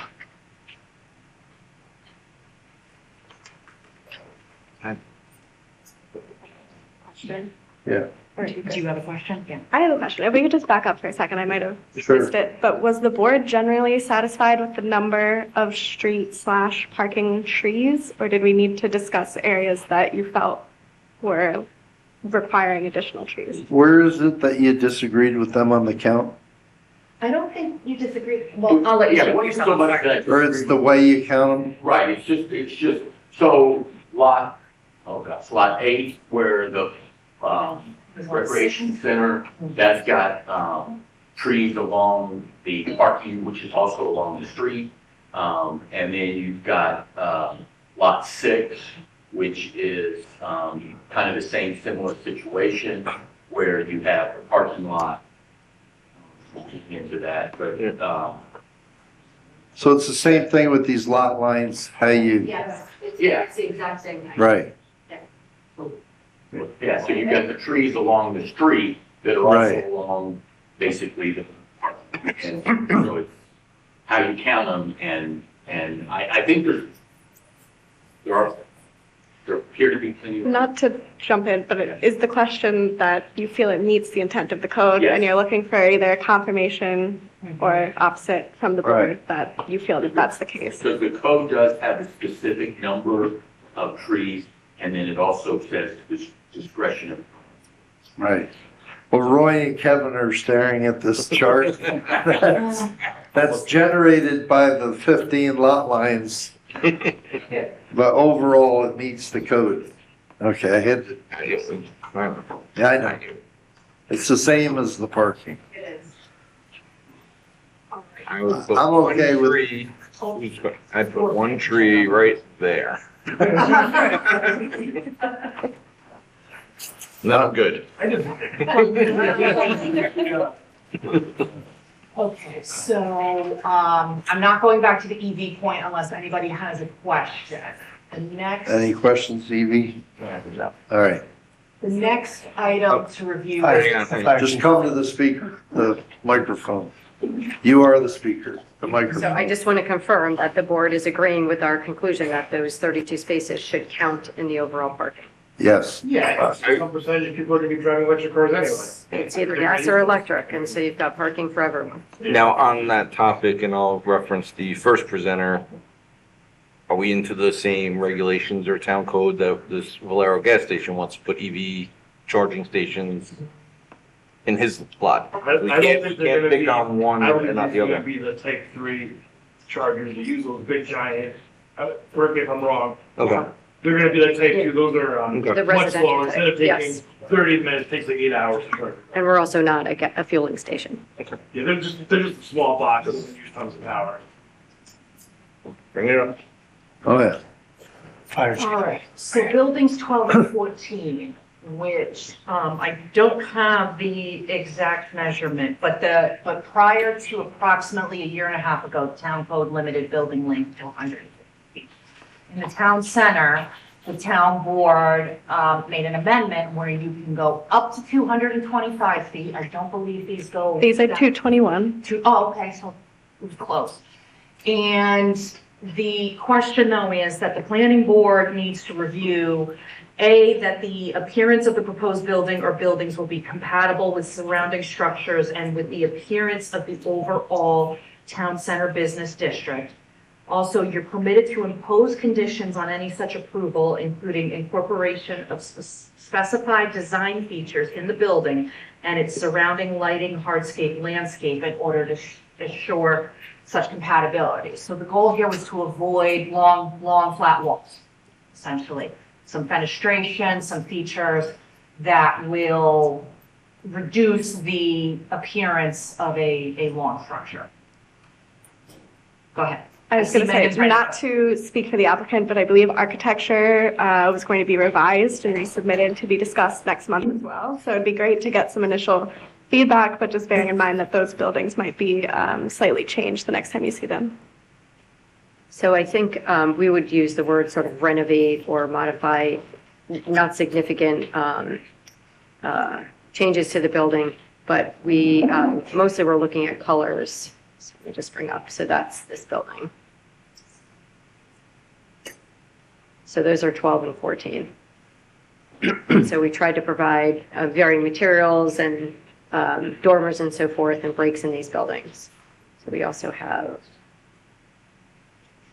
this was just the bird's eye view, which no one's going to see this at a bird's eye view, but just to give you a different perspective. But as Megan had indicated, we are looking at making some modifications to colors. But as far as the architecture is concerned, I think that's some of the direction that we're looking at from the board tonight. I do want to add that these buildings will be fully sprinklered. They will have, there were some comments from emergency services, and so they will have the stretcher size elevators in all of these buildings. Right.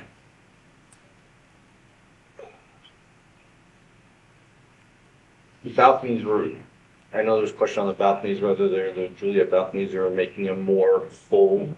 These have balconies. Yeah, these buildings actually have balconies. Okay. They're easier to see. That's what I thought on that the bird's eye view. Yeah, they're easier to That see one. on here. They're actually built in. Okay. Let's see. So can you see here? Yep. You can see that they're built in. On other buildings that we don't have balconies, we're going to add Juliet. So then you just open the door, you have like French doors. But these are inset and there's a minor protrusion of the balcony out from the building, but not a significant balcony outside. It's internal to the building.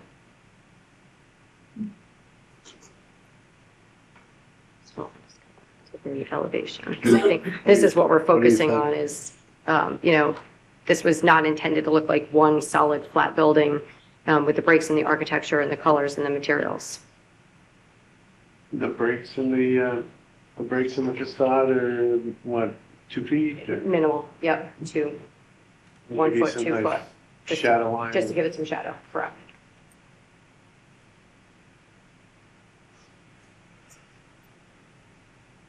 Maybe we're gonna have to break it up. So many ways you can break up a giant long building. Yeah, I'm okay with it. Anybody else? Comments? Okay. Move here. Because we will probably have plans be attached to the resolution. The plans are incorporated into the resolution of conditions. So we want to make sure the approval is based upon those plans that you are satisfied with the appearance and the compatibility with surrounding structures, because that will be a finding we need to set forth in the resolution when we get to that point. I'm okay. Everybody else? Okay. Yes. I have the balconies, which we touched upon. I don't know that we need to talk. I think there was consensus and feedback on that, correct? I'm good with that. Yeah, we're good. I'm gonna colors, just, I think reducing colors. Did you want to talk about that at all? Getting some additional architectural embellishments? Are we waiting for next month to discuss architecture? Well, I just wanted to address the slide.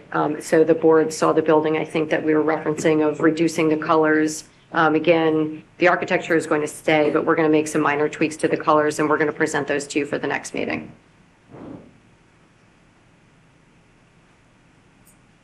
Not a huge fan of that plan in there. I think the comment was that this building has too many colors, and so comment noted, and we're going to make changes to it. So we'll give you that new color palette. Yep.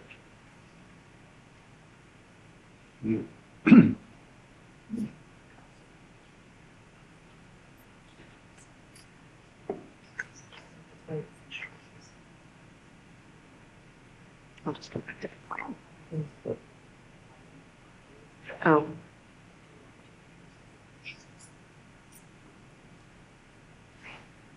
Anything else on this? So I'm ready to move on to. Okay. The, construction sequencing with the SWIP. And just as a reminder, there also is an application for, the code doesn't use this phrase. I think it's just what we call, it's called a mass grading permit. I'm not really crazy about that name because it sounds very gloom and doom.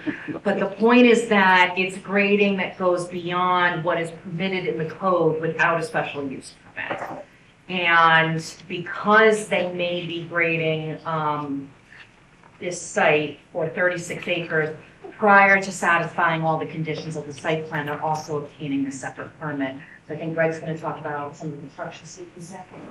So the main thing is they provided a very detailed construction sequencing plan, and I don't know what sheet that's on.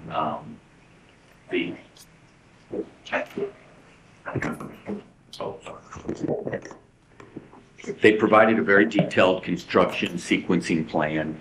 It's on the phasing. It's a phasing plan? Yep. Yes. Can you get, I know it's, Yeah. but I'll make sure it's on the record. So we included a phasing plan. In addition to that, we included sediment erosion control plans, which provides additional how we're going to sequence the construction of the project. But before that, we also have a mass grading plan, which we phase out into three different phases. And that shows how we grade out the site without disturbing or trying to minimize the disturbance of the site at one time. So those are all these three documents have been incorporated to just show how we're sequencing the project from beginning to end. Right. So the mass grading plan is due to the fact that there is a lot of cut and fill on the site, and so they're having to grade the site, deal with the cut and fill, and also with the utilities and all of the infrastructure that's going to be required in what is a fairly compact site. That's going to be done as basically one mass grading. And then as opposed to, they're not grading these lots individually. So it's going to be one grading plan over the entire project area. And also with that, the sequencing plan goes through the sequencing of how they're doing that, how they're doing the build out of the infrastructure. So they talk about scheduling, what it'll take for the initial grading of the site, what it's going to be for utilities. And I've reviewed through that. To me, it's well laid out. It gives a good idea to the planning board as to what to expect from the standpoint of timing, that this is not going to be a project that gets approved and then 3 months later it's built out. It's a big project. There's going to be scheduling, there's utilities, there's sewer, water, roads, stormwater, all of that has to be, and that's why it's in there. And I just really wanted to bring that to the board's attention and make sure that the board didn't have any concerns, and understood that this is going to be a 2 to 3 year build out. So there's nothing really to approve, just. Right. Well, other than the mass grading. The mass grading permit the town board's approving. No. We're gonna okay it, but don't they have to bless it? The SWIP. Yeah. You have to okay, and the town approves it, because it's the SWIP is the stormwater, Right. whoever signs it, that's actually highway superintendent. But I thought they were involved with the mass grading. No, that is a special use permit. That's special by use. this. Okay. But the SWIP and the mass grading kind of go hand in hand because the stormwater, the SWIP has the 5 acre limit. That if you go over that 5 acres, then you have to get a special, you have to get that approved as a waiver. And that waiver ultimately gets issued by the town. He took.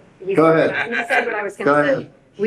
Yes, well, we took into consideration the mass grading permit. It's important that you take into consideration that 5 acre limit on the stormwater pollution prevention plan. So the mass grading permit was done in conjunction with the stormwater pollution prevention plan and the sequencing. So you're gonna try to go up to the 10 max or no? I don't think we are. Keep it. Did we ask for a waiver? Yes, you are. Oh, okay. You are. The other thing I want to point out is that the town engineer, Mr. Bollner, has reviewed our SWIP and has signed off. So we've met, all of the conditions at this point, which was a Herculean task. So the 36 acres will be done 5 at a time, maybe 10. Correct. Right. Okay. But it's just so the public's aware, there's always inspections by the town engineer and there's inspections by the applicant that are done weekly. That's required by. And the DEC will be driving right by. I'm sure they will. So. Just curiosity with regard to the SWIP.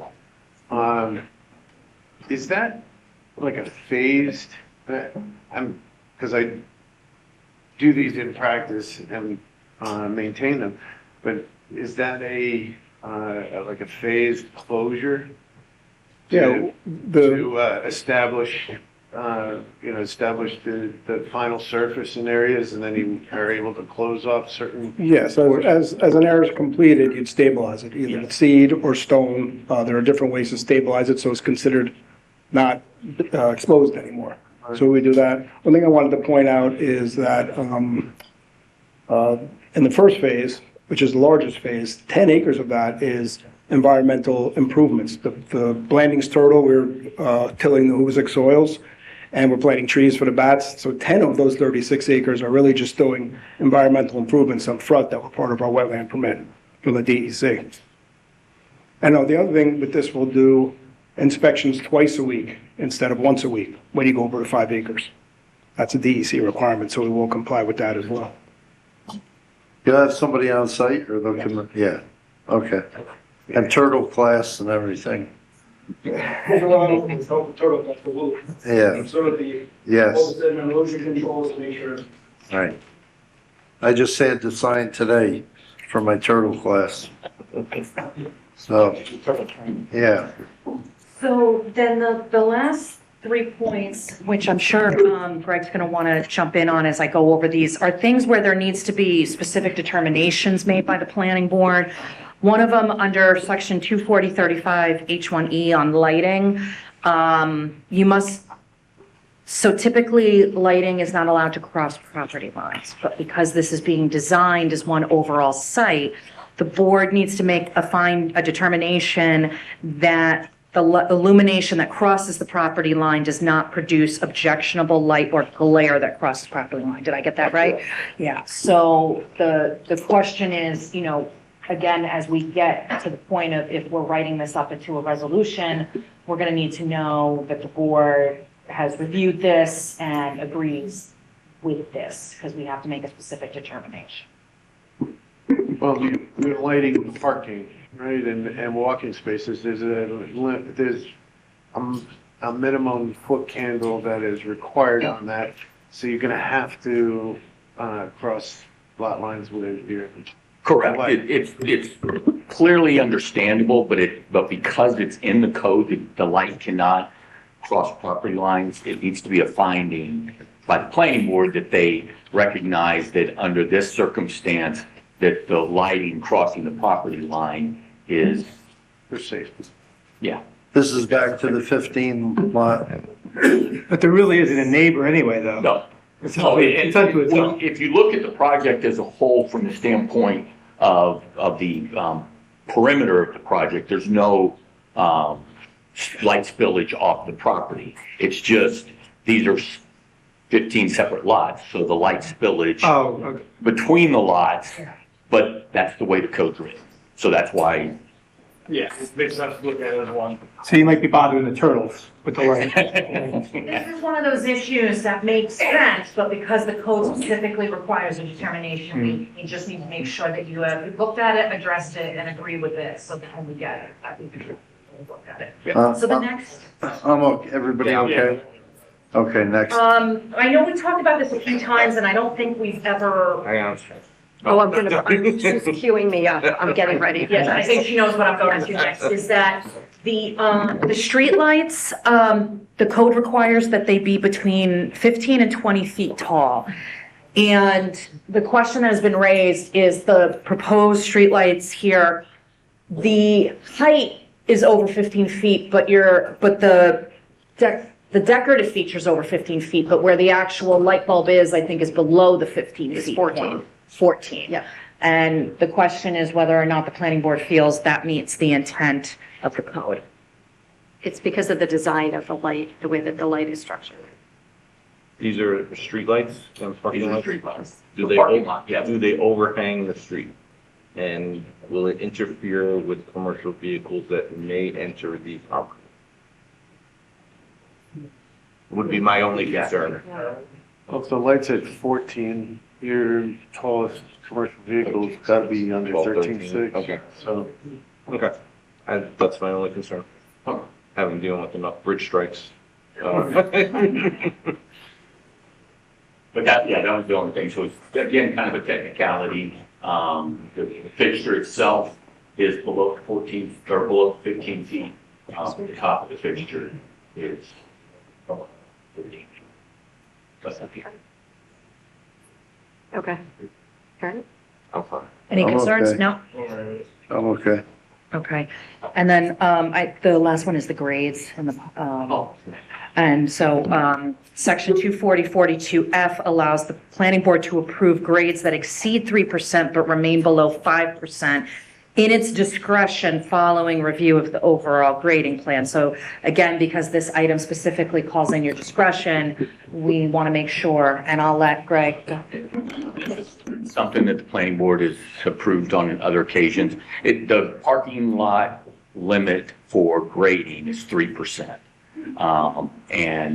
But there are a couple of places throughout the parking lot, I don't know if you pointed out, but because I thought they were over on this east side of the parking lot, where they had grading that exceeded the 3%, but it does not exceed 5%. So we But have. that requires the discretion of the planning board. So we have some grading in this area here that's greater than 5%. I think it's Greater graded. than 5%? No. No, Greater than sorry. 3%. Sorry, Above- greater than 3%. above- yeah. Greater than less. So this is the area, I think, most, and maybe a little bit of this area right here, down the town green, then this is parking area. Any handicap spots in that greater than 3%? Greater than 3, less than 5. No, any of the handicap No, spots. They're not handicap spots are at 2%, 2% or less, so sorry. And the remaining parking areas are, well, they should be below 3%. So it's really just the front areas that have, that slope greater than 3, less than 5. Is there, I assume there's not gonna be any shopping carts? I'm not sure if this is. That's what, you No, know, this is not. pharmacy and shopping carts, they're rolling downhill. That grading was not in the area of the pharmacy. Okay. That's that. I would only, my only comments on that would be, as long as those steeper slopes aren't around or, around accessible parking spaces or along an accessible route. And I usually look at that separate, I mean, I do look at that, but specifically, because those are very specific requirements for the handicap parking spaces, which I do. I think that concludes. Okay. While we have attempted to create a list that kind of went subject by subject, I don't want to ever try to speak over my esteemed colleagues. So if they have anything they would like to add to the synopsis I did this evening, I would like to. Okay, then, since I'm great. Okay, just knock me if you have anything. The only other item that I think is appropriate for the board to consider and give feedback is you have a comprehensive response to the questions from the public hearing. And I'm sure you've taken a look at them. And the question is there anything that the planning board feels may not have been answered from the public comments, or that you feel that you need additional information on?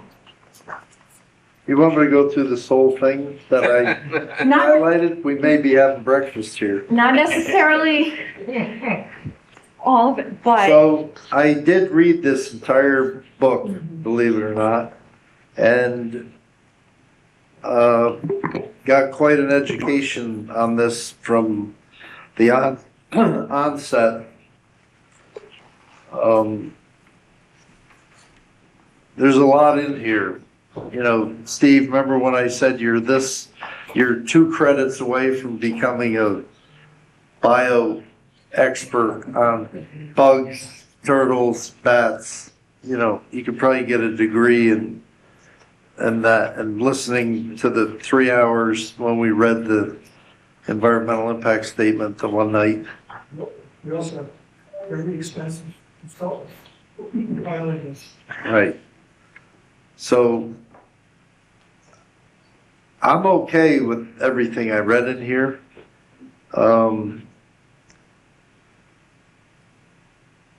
Like, we're not doing traffic tonight. That's going to be. Correct. Right. Yeah. I do have one question on this letter from Emil Beam and Emma Arnoff. Is this, they're talking about requiring an updated traffic study. Is this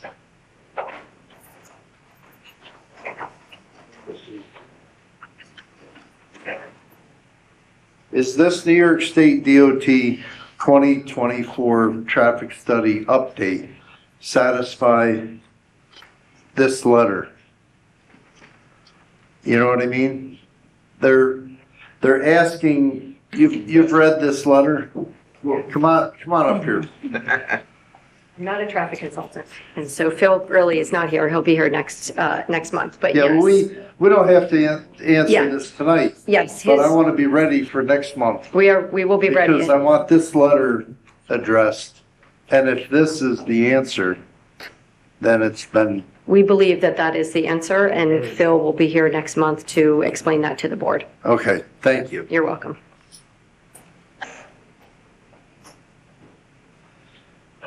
So I believe the consultants had a couple things that they had recommended the applicant do a brief addendum to this to address a couple topics. So if there is anything that the board feels needs to be touched upon in further detail, that would be the appropriate mechanism for it. And we're just looking to see if there was anything that you felt there was a lot of comments, and whether or not you felt everything was responded to.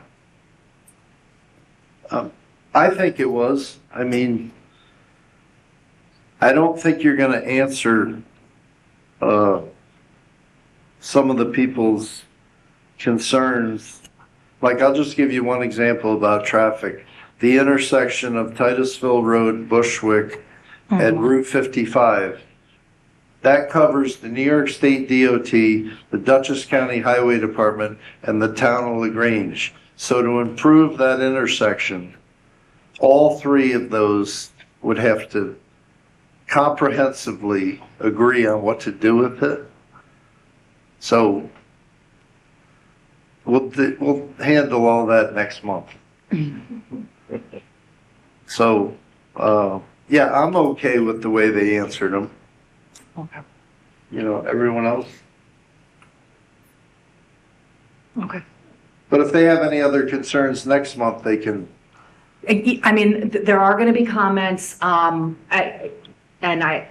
I think the applicant is hoping to respond sooner rather than later to anything non-traffic or architectural related. So if those come up, we could have a communication that goes in the record that would be added to their addendum. okay. Which we want to submit by the 25th. Mm-hmm. Timely in the next month. So if anyone does have a thought, Yeah, I'm okay. Okay.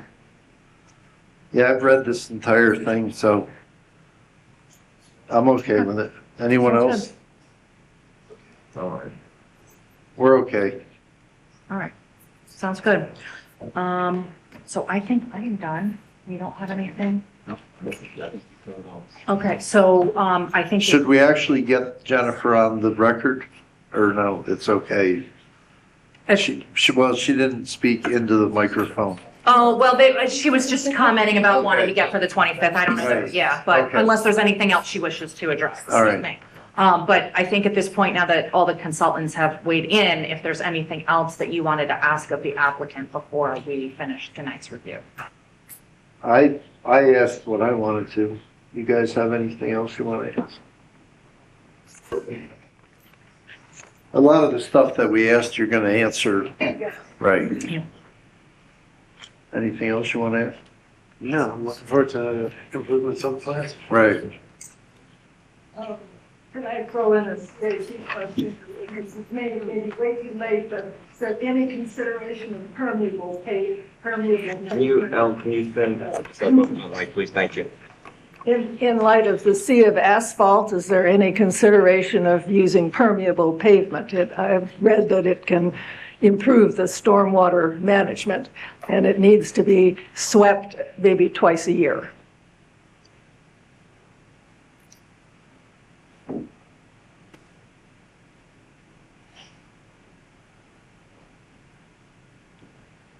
Yeah, there was no proposal to add permeable pavement. It doesn't last as long. It does have maintenance issues. It's got to be vacuumed. So there was really no intention for a project of this size to use permeable pavement. Okay, thank you.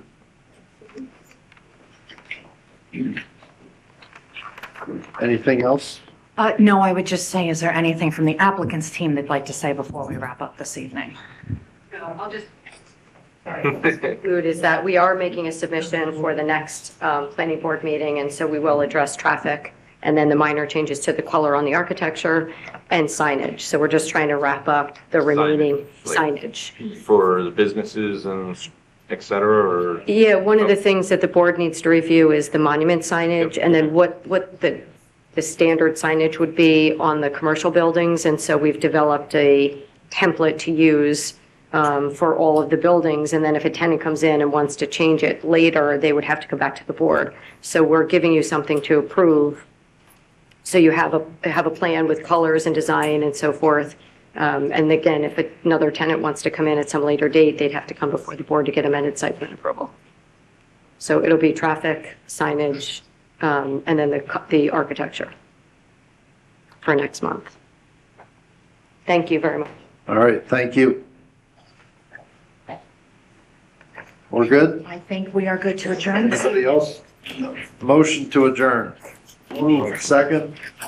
All in favor? Aye. Opposed? Motion carried.